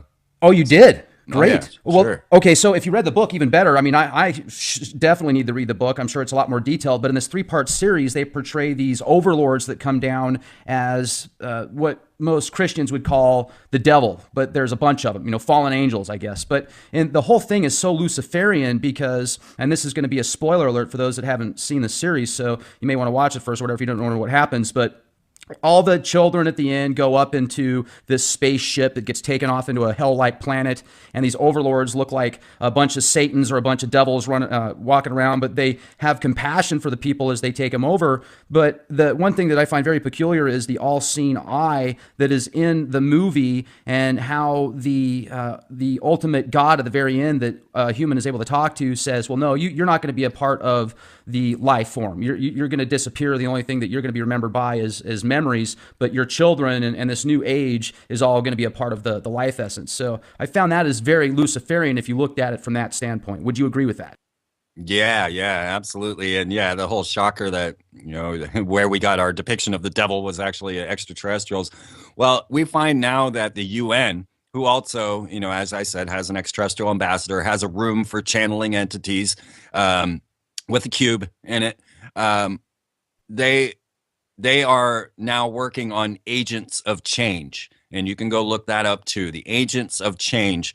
They no longer care about what adults think. It doesn't matter. It's the children they're after. And Walt Disney Walt Disney Studios, these are the worst perpetrators of social engineering on the planet. Who do you think brought you Monsanto? Walt Disney Co. All right. If you look into Walt Disney Co. and we have 3 books on this now. It's called Weird Stuff. And you definitely want to get copies of Weird Stuff. You can get it at freemantv.com on the shop page, or just do a Google search for Weird Stuff. We outline all of this. We database and tell you the whole story of Walt Disney, and then also of Walt Disney Co. Now, you realize Walt Disney Company and Walt Disney Studios, they own Miramax, ESPN, CNN, Marvel, Star Wars. All of the major social engineering programs come straight through Walt Disney Co. And they're a major player in all of this. When you realize, like, my dad built nukes for a corporation known as Martin Marietta. Martin Marietta sponsors a ride in Walt Disney. All of the rides in Walt Disney are sponsored by Military Industrial Complex. All of the money that goes into Walt Disney comes out and goes straight into military secret projects. They have engineered what we think of as the future. So you go on Space Mountain and you get traumatized on the roller coaster. You may enjoy it, but it's still trauma. And when you come out of that trauma, you're in a bit more of a theta state or an alpha state, whichever one it was. My science. Sure, but you're definitely under some deeper level of thought. Yeah. And what happens is you're put on this nice, slow moving people mover, a little treadmill, and you're shown what your future will be. Now, this has been going on since, I was one of the first people to walk into Epcot. I grew up in Orlando. So, my mom met Walt Disney. Let's put it that way. So do you ever wonder, I'm sorry, I just got to ask because you brought that up. Do you ever wonder if you might have been a part of some type of MK programming or some offshoot of that? I definitely do. I think that my mom spared me. My dad was so bizarre, and my dad went through trauma, and his father traumatized him. But I think my mother broke the chain. But that being said, I've had some strange, mysterious events. And one was when I was in elementary school, I was put into this special advanced learning thing in elementary school, where I was stuck in this room with all these cards, and I had to study every card and learn all this data. And I don't even know what was programmed into me about that. And when I asked my parents about that special class, they had no knowledge of it whatsoever. They had no idea that I had been put through that. When I was in the Civil Air Patrol, and I won the contest for selling the most candy bars, I got to fly a Cessna at 16 to Alabama to go to the headquarters of the Civil Air Patrol. And, well, strange story I'll just share with you as an anecdote. On the way, I'm flying this airplane. I'm sitting next to my commander, Commander Radar. All right, swear to God, that was his name. Commander Radar was the pilot, but he allowed me to fly the Cessna for a bit. And while I'm flying through the air, Cadet Parrish, I'll never forget that kid, takes a piece of stripping tape off a package in the back of the airplane and begins to strangle me while I'm flying the airplane. Now, what was really bizarre to me is that I'm freaking out. I let go of the steering wheel. Commander Radar takes over. And maybe this is just common pilot practice, but he never said a word. He never reacted to the fact that I was being strangled by this guy in the back seat. And then we land at the Air Force Base, and we're flown in a C-150, one of those big cargo planes, and to the main base of the headquarters. And I just punched Parrish in the arm. Like, I'm so nonviolent. Like, I probably didn't even bruise him, but I had to do something because no one did anything. You know, I got strangled while flying a plane. I punched him in the arm, and nothing was ever said. But what's a mystery to me is I don't remember anything after that. Nothing. I have no idea. And so that's pretty bizarre to me. So I do Certainly. wonder because my mother, now speaking of genetic memory and how we carry the lineage of our families, my mother was abused by the Catholics and raised by the Catholic nuns and was abused by them. And then she was rescued by the Nazis. Okay, my mom was born in Luxembourg, raised in France. She had to run from Germany to France to escape the Nazis, but the Nazis rescued my mom from the Catholics. And the Nazis went below her Catholic school and they brought up these children's skulls and sex implements, sex toys and things, and said, "This is what we're rescuing you from." So my mom then became a Nazi youth. And whenever I would joke about Pope Ratzinger and talk to my mom about it, going, "Well, you know, he's a Nazi youth from Bavaria.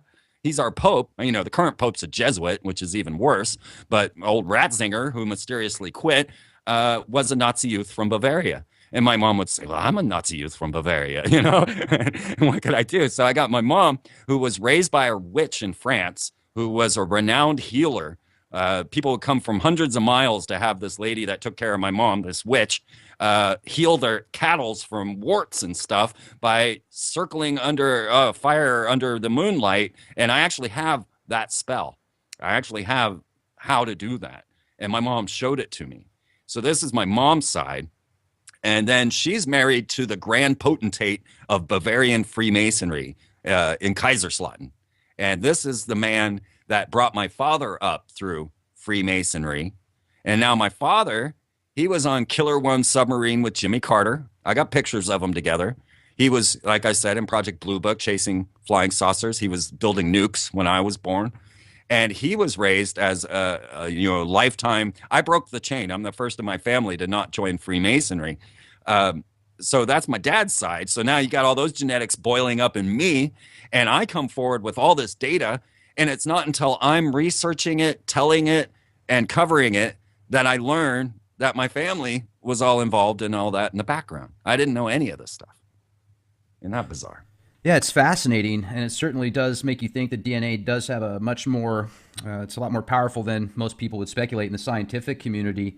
So that's incredible, man. That's certainly very wild. I can't even imagine being in a plane for the first time. I'm flying this thing, and then somebody strangled me, and then nothing said about it. That's really shocked weird. Me. Isn't that bizarre? That sounds like some type of possible trauma-based, because if the guy said something, was like, "Hey, knock it off," immediately the other guy just stopped it or did something. He'd be like, "Yeah, okay, he was just being a goofball." But the fact that nothing was even said, and then you forgot everything after that makes you wonder. I've got a friend that I've known since elementary school, and this guy has scars and stuff, and he thinks he was a part of the Montauk Project or whatever, and had some just horrific stuff done to him. And he reminds me a lot of that guy on the new movie it's a movie that came out recently that you can rent if you go to Redbox or whatever.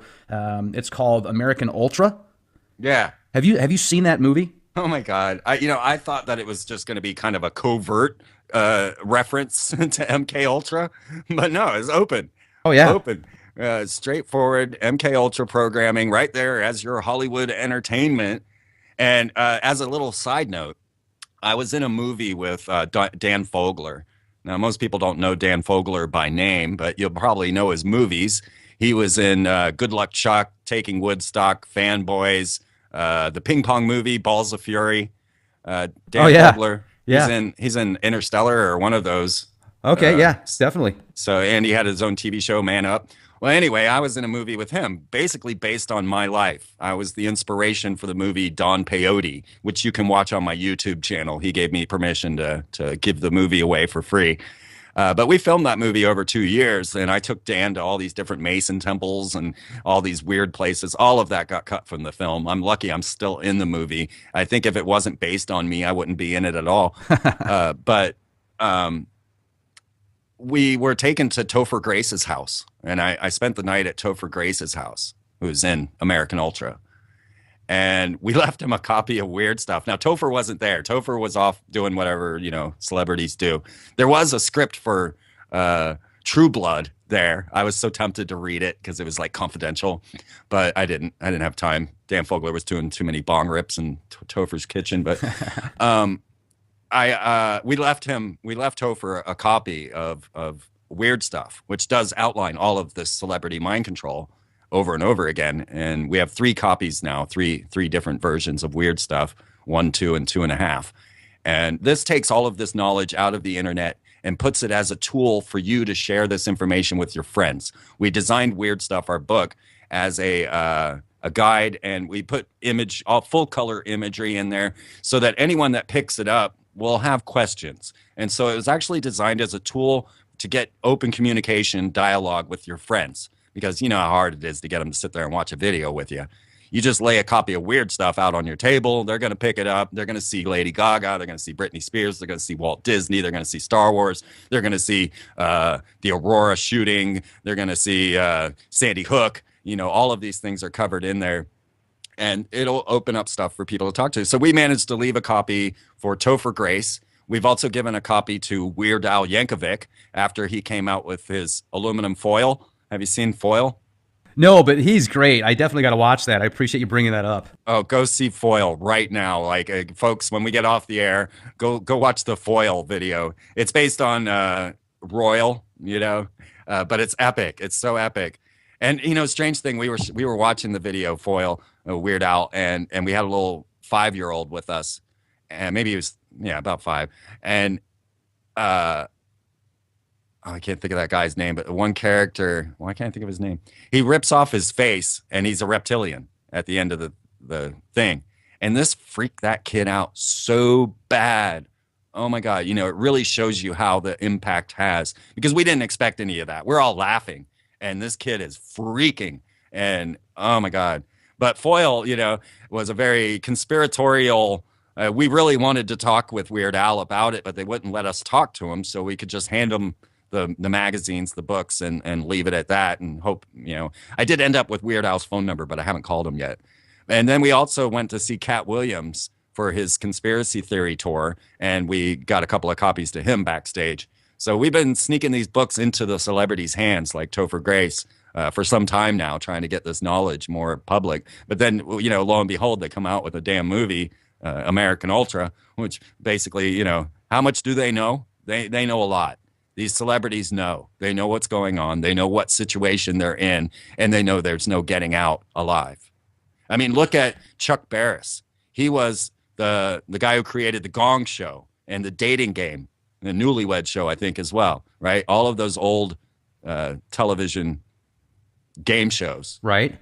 And Chuck Barris comes forward with a movie and a book called Confessions of a Dangerous Mind, and he nearly admits that he was a contract killer for the CIA, and that when they would win the competition on the dating game, they would schedule the romantic vacation in Romania where he could go and do the assassination where he needed to go. And there's a full movie, Confessions of a Dangerous Mind, a book. And at the end, they interviewed Chuck Barris, and he definitely lost his marbles over the years.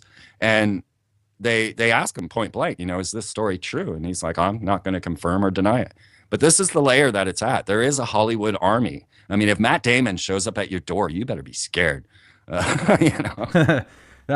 that's the thing that I got to ask is, would you say, Freeman, that most people in Hollywood at that level that are in these blockbuster movies, TV shows that bring in hundreds of millions of dollars, tens of millions of dollars, do you feel that they are under that program at some level, that they can be controlled, or if need be, some type of trigger word, bang? Look at Lady Gaga. That one interview, do you remember in Britain when somebody in the audience said, "Oh my God," or the interviewer said, "Oh my God," and as soon as he said that, Lady Gaga she had this weird trance look on her face, and then she put her hand over her eye, just like you talked about. Right. Yeah, we're seeing this quite a bit as we start to really understand the situation. Beyonce in some weird mesmerized state. We saw Katy Perry being flashed an obey symbol by Russell Brand and going into a weird altered state. We're seeing this more and more. And yeah, it's actually my personal belief that Paris Hilton was able to get a number of the trigger codes and use them against the other girls, which were known as the anti-panty group. And this was Britney Spears, Lisa Lohan, Lindsay Lohan, and a couple of others.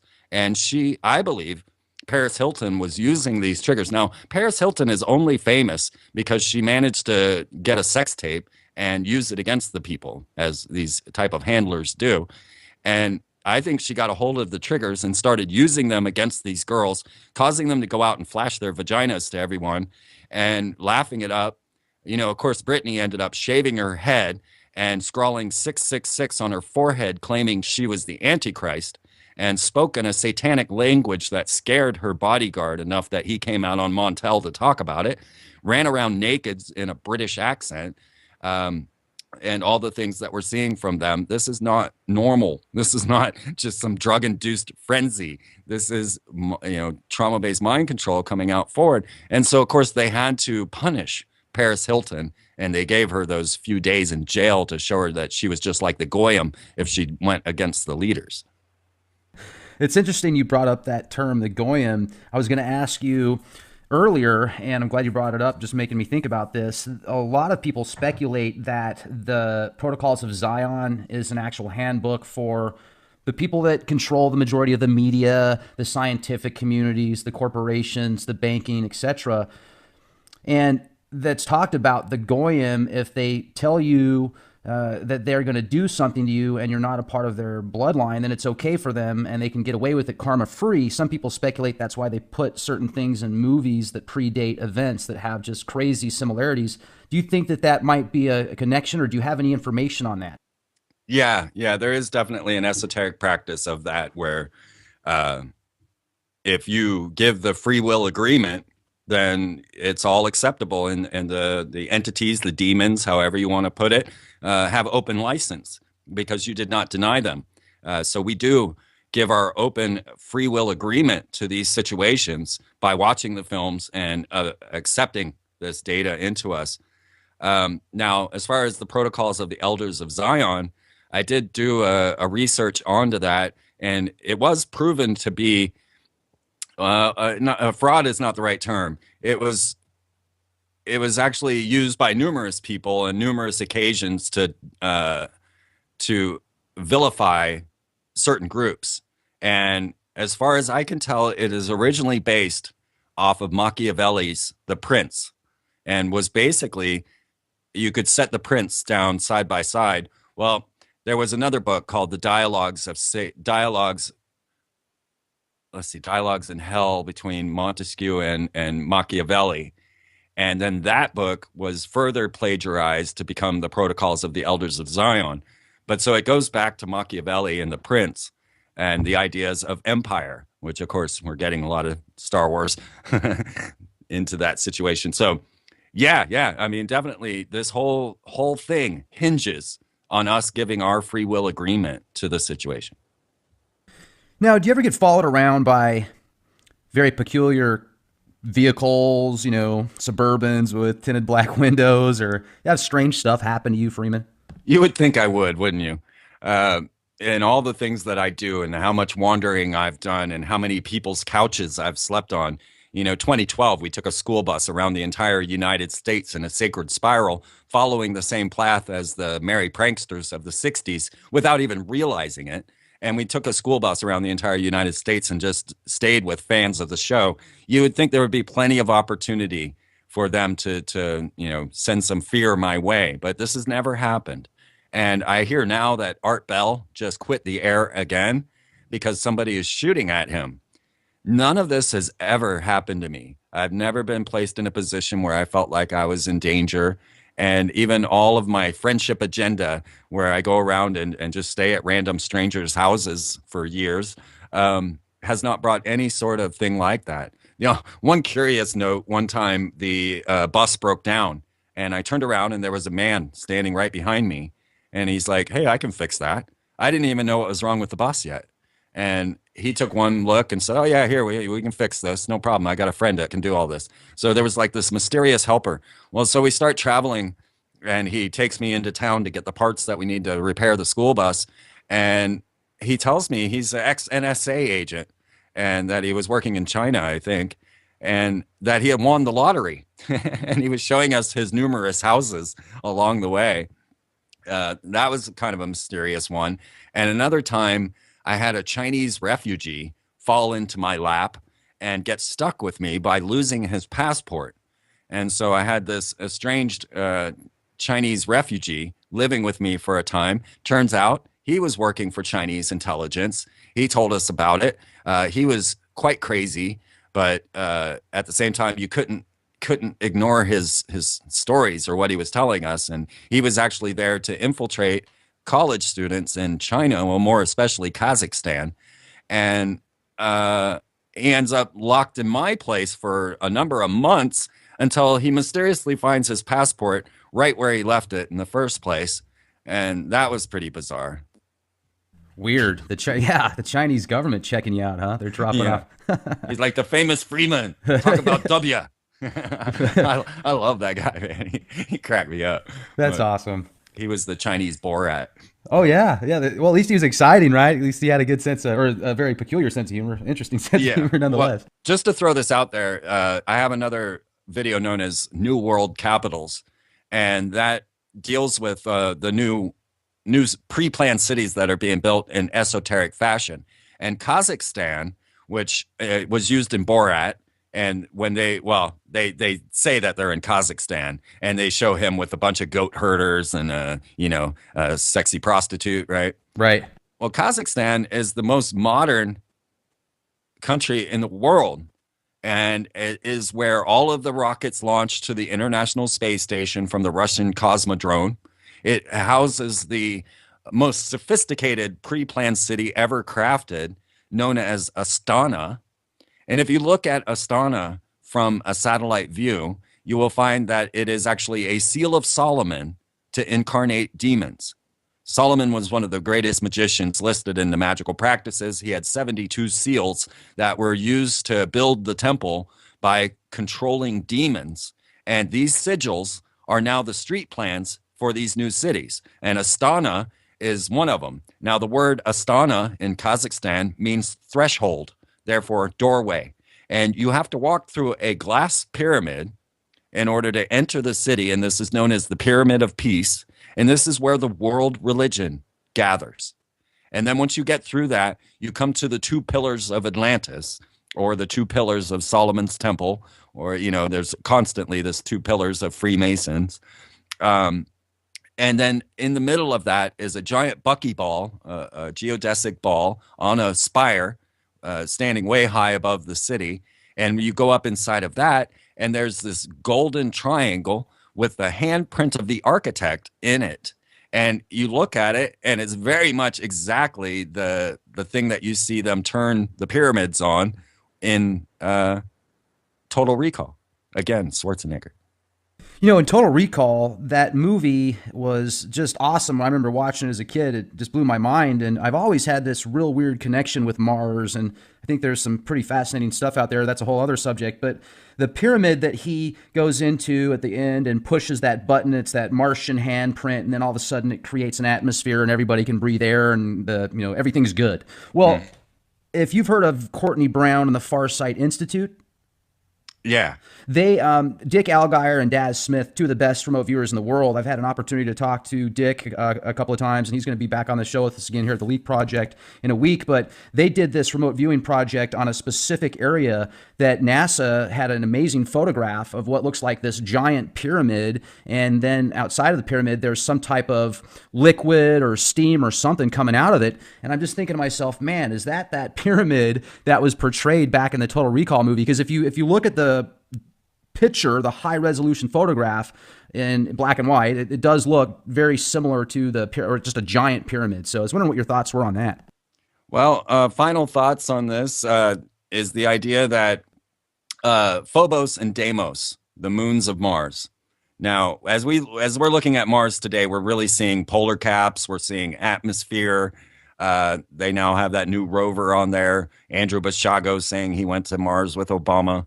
By the way, if you've heard on Andrew Basiago say that, he was on Stephen Colbert talking about going to Mars with Obama.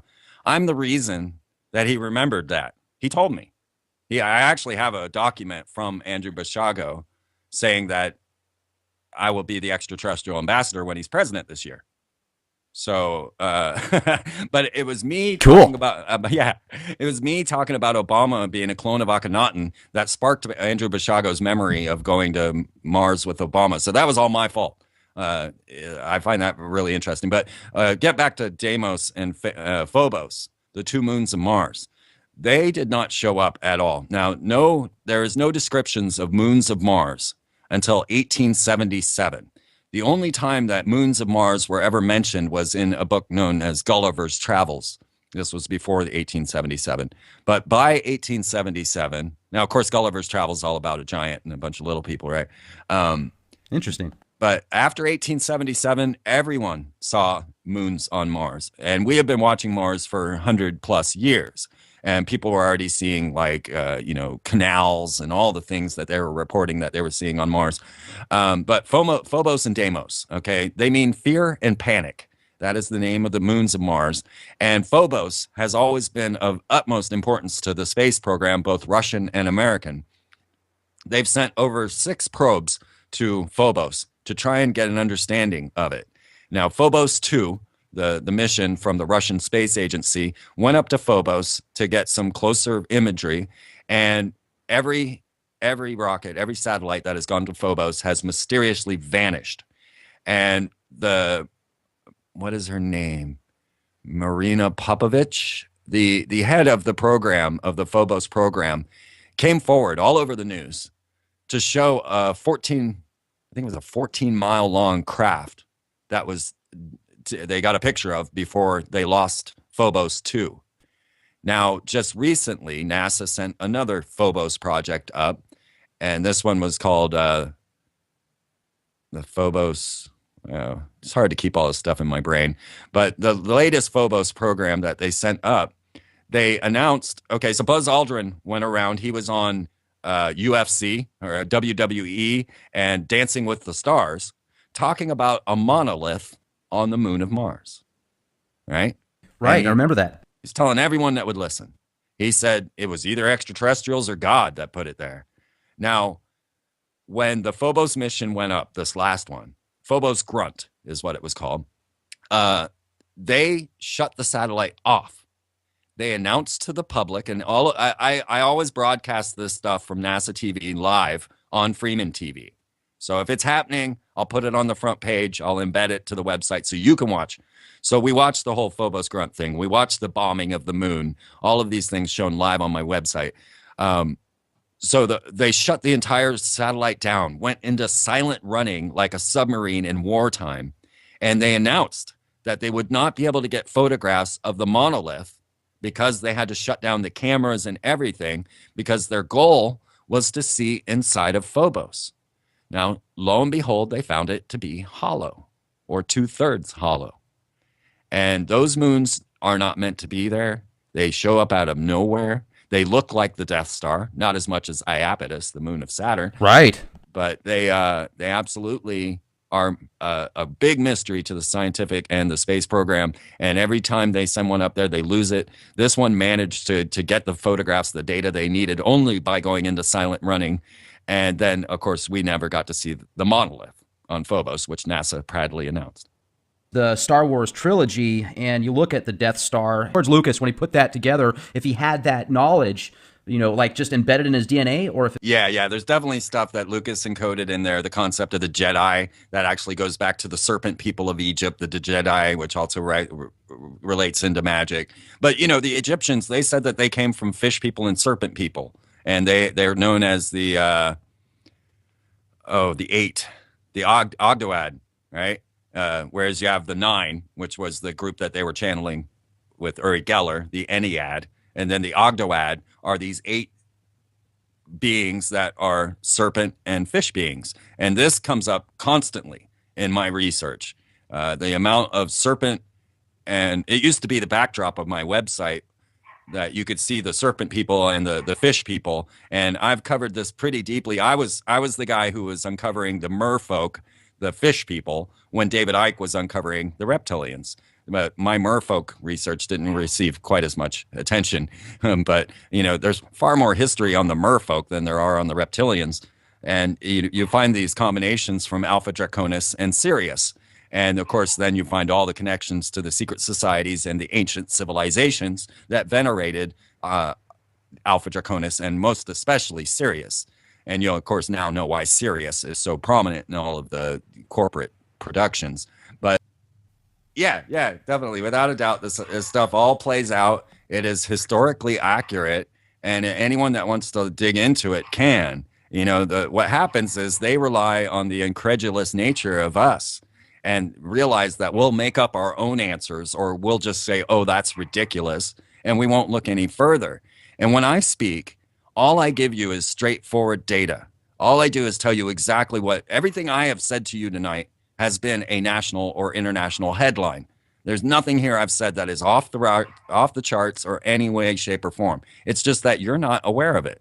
And so then you're going to listen to me and go, well, this guy's just crazy. You're never going to go Google that they sent a Doritos commercial to Ursa Major using iScat, where the Norway spiral occurred, or that they sent The Day the Earth Stood Still to Alpha Centauri. That's insane. That is absolutely insane. Yeah, what a movie, right? You're going to send a movie to the closest inhabited star system to our own, Alpha Centauri.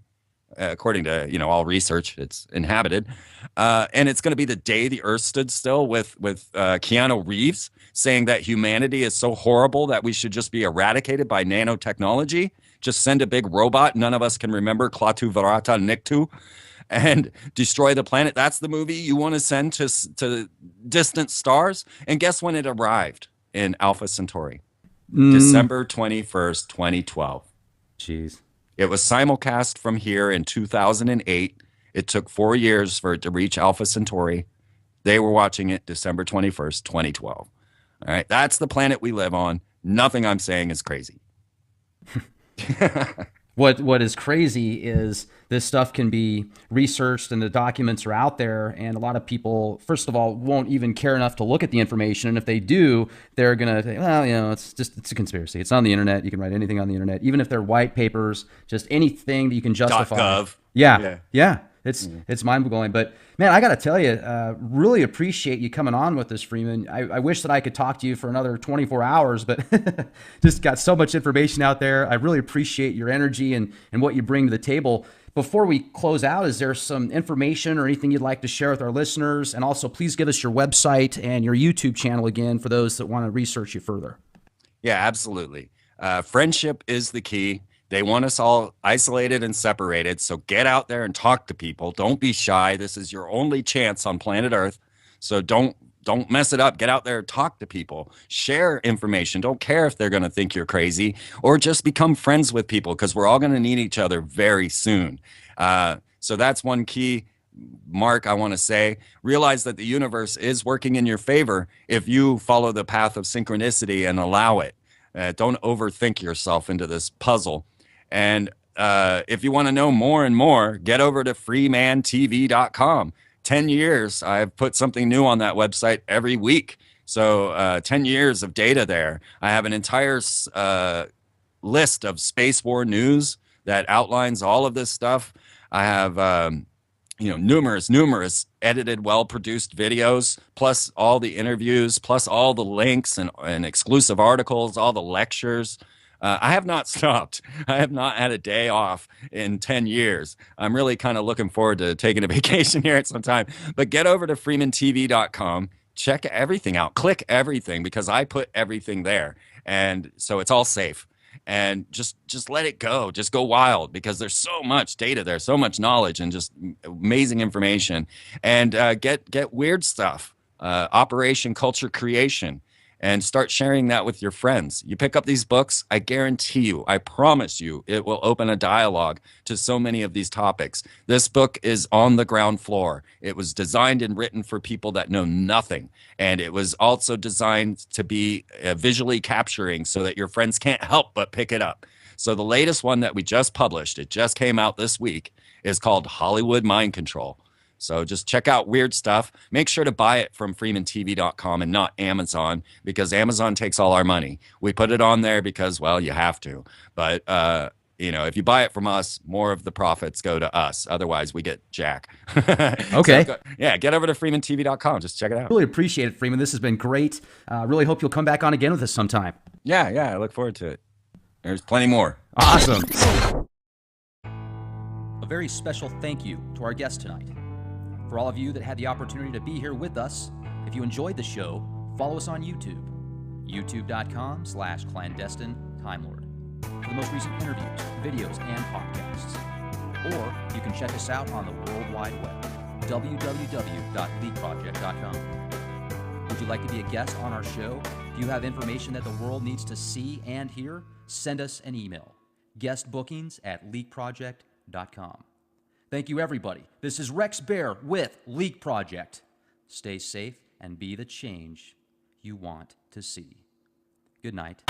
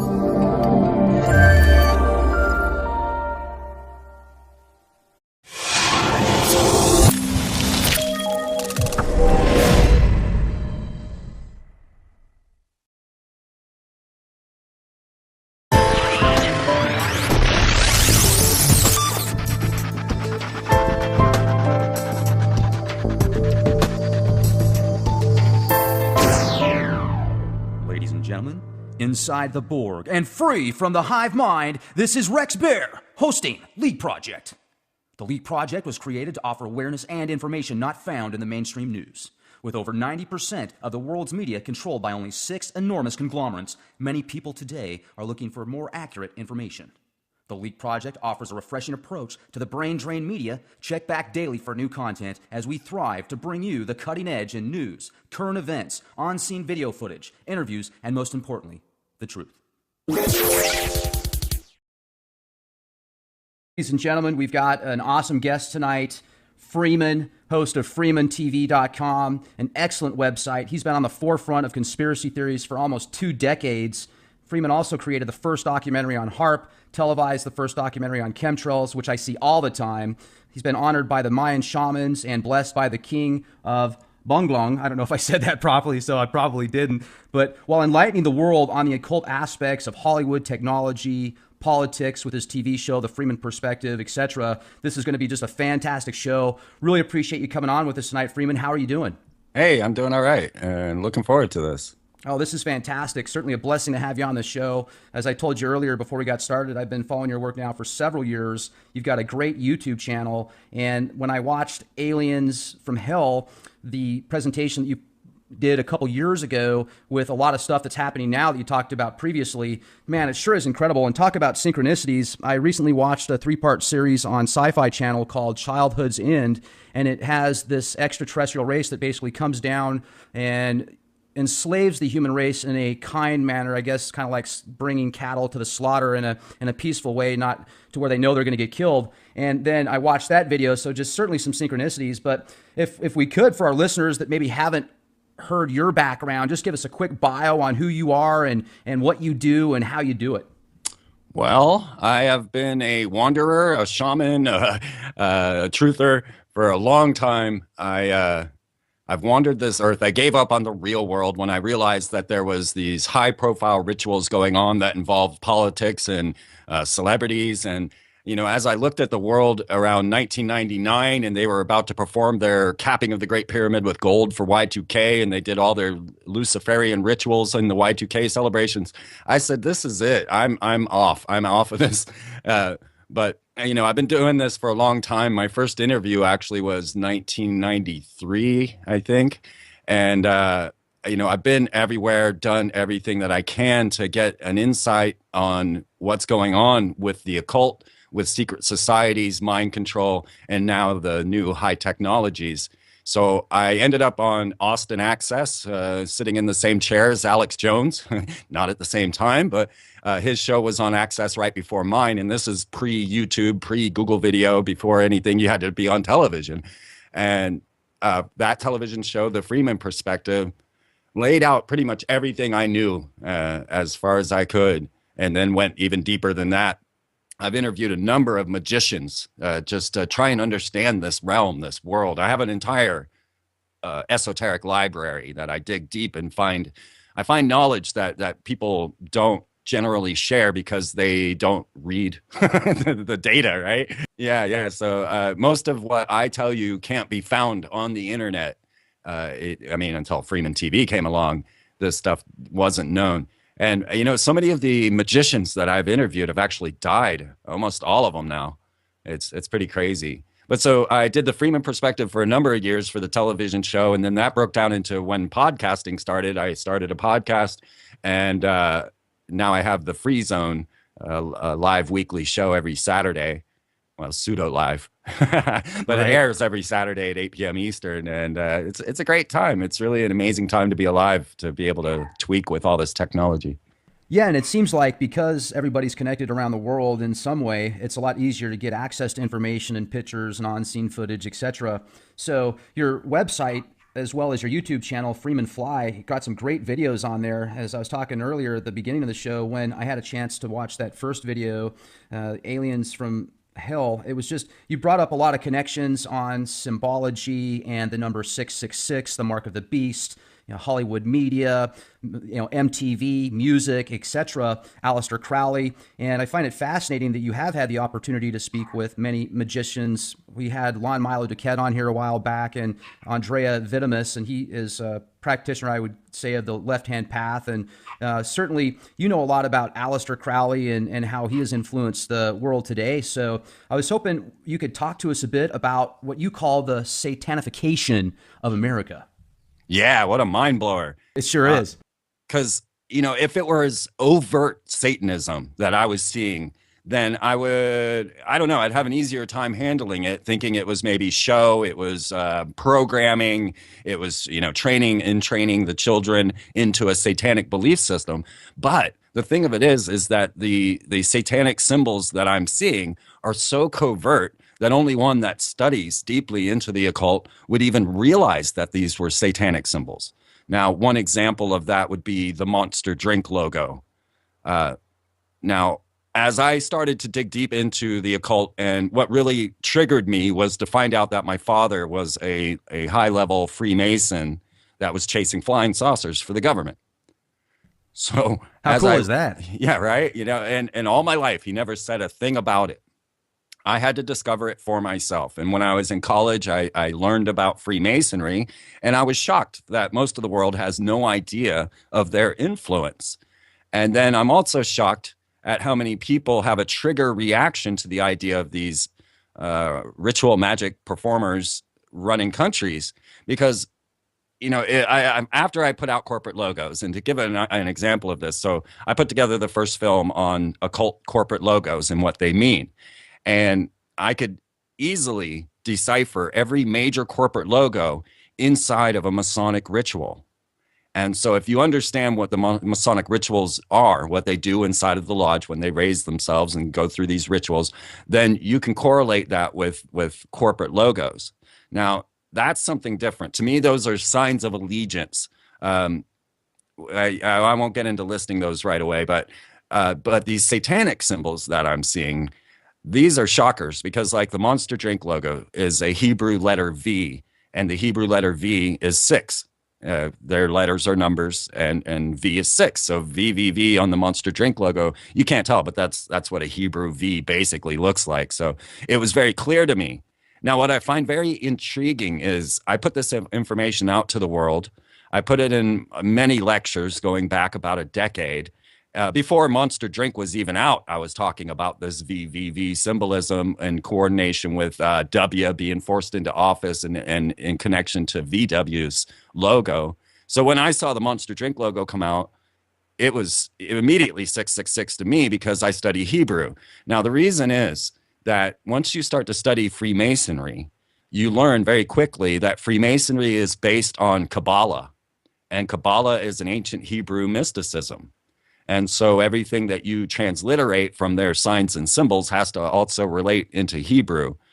But the one that really struck me, and this was one that we picked up that you're going to like more, as we started to study the Typhonian order of the Ordo Templi Orientis.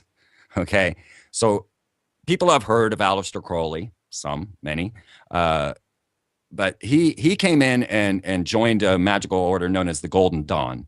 He revamped that order a bit, but did not stay with it. He moved on to the Ordo Templi Orientis, which is known as the Order of the Eastern Templar, and revamped all of that as well. And inside of this order is another order that's known as the Typhonian Order of the OTO. And these guys, their whole goal, and you can read all their books on it, on the Typhonian Trilogy by Kenneth Grant, their goal is communication with interdimensional or extraterrestrial beings utilizing ritual magic. Now, what was really shocking, and I'll just make this point and then we can move on, is that they outline and define what the mark of the beast is. So now we have so many people out there that hold this Christian system, belief system, that also came from Crowley's family, actually, because he was with the Plymouth Brethren. His family was a hard, fundamental Christian. The Plymouth Brethren were very strict, and it was them that came up with the concept of the rapture. And a lot of the things that started to gel in ideas like Left Behind actually come from the group that Crowley was raised in. But in a Christian paradigm, the mark of the beast, you can't buy or sell. Obviously, it's a microchip. Now, I hate it when people say obviously, because it's not obvious, and you're applying 21st century technology to something, that you're just making an assumption there. But the OTO, the Typhonian order especially, but also inside the OTO, they have a very definitive symbol that is the mark of the beast. So, folks, the mark of the beast is an O and an X. It is the X-Men logo. So speaking of X-Men, sorry, just that made me think that brand new X-Men movie that's coming out, the original mutant, and he's the bad guy. His name is Yahweh. Mm-hmm. Yeah, go figure, right? Of course. That's when you get into Gnosticism and learn how Yahweh is the evil demiurge that created the material realm, and we actually all live in hell. Right, the Archon theory. Mm-hmm. This goes back to Madame Blavatsky, who also related into Crowley's work. She was not much earlier, but a bit earlier than Crowley. So Crowley came out with the Book of the Law about 1904, around 1904, and Theosophy, Madame Blavatsky was publishing in the 1880s. And yeah, that whole concept was actually adopted by the Nazis, and that's why they believe in the Aryan race, which is actually a Middle Eastern race, as the superior beings. He would actually carry around the works of Theosophy, and Adolf Hitler would. And this really boiled into a lot of the Nazi belief system. But see, this mark of the beast, this O and X, this was such a shocker to me. And I posted it on the website, tried to make this knowledge known because it started showing up all over the place. It was Macintosh's new operating system. It's the symbol for, just so many things at this time. I can't think of them all. Movies too, right?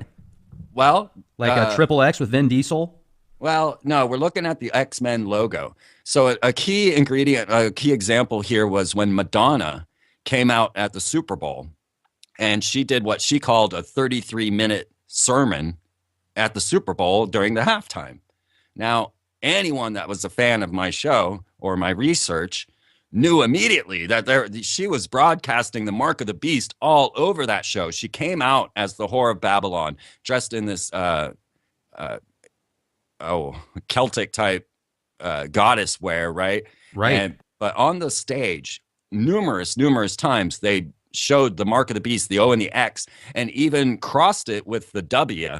And the W is another sign that goes to this, that is a symbol of the abyss and where the beast lives. So it was the mark of the beast along with the sign of the beast, along with the number of the beast, all being broadcast to everyone without them having a single clue that this was going on. And that's why I find it so intriguing, is because it's not blatant Satanism. It's very covert Satanism.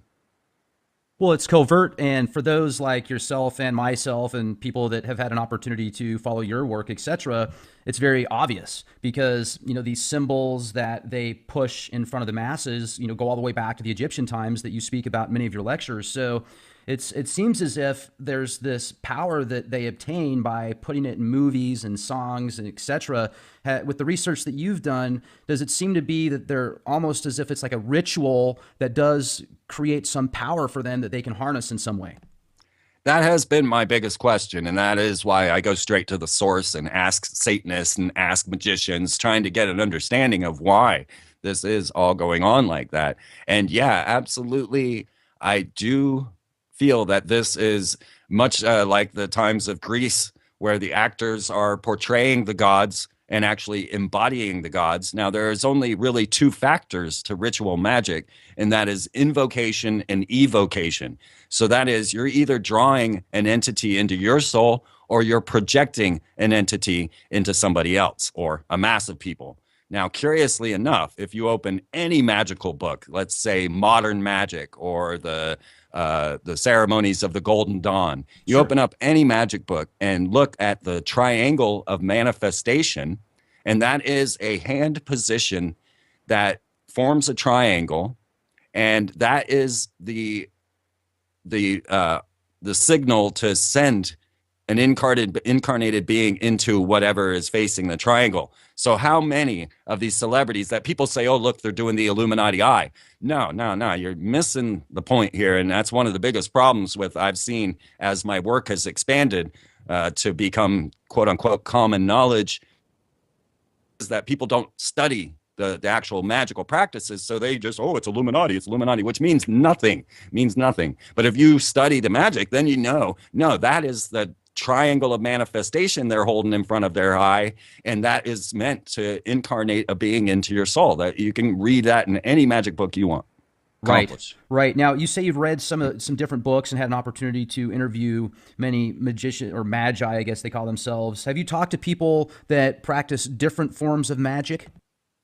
Yeah, I think they all had their own different flavor. The last one to die was Paul Laffoley, and he was a Kabbalistic magician that designed time machines.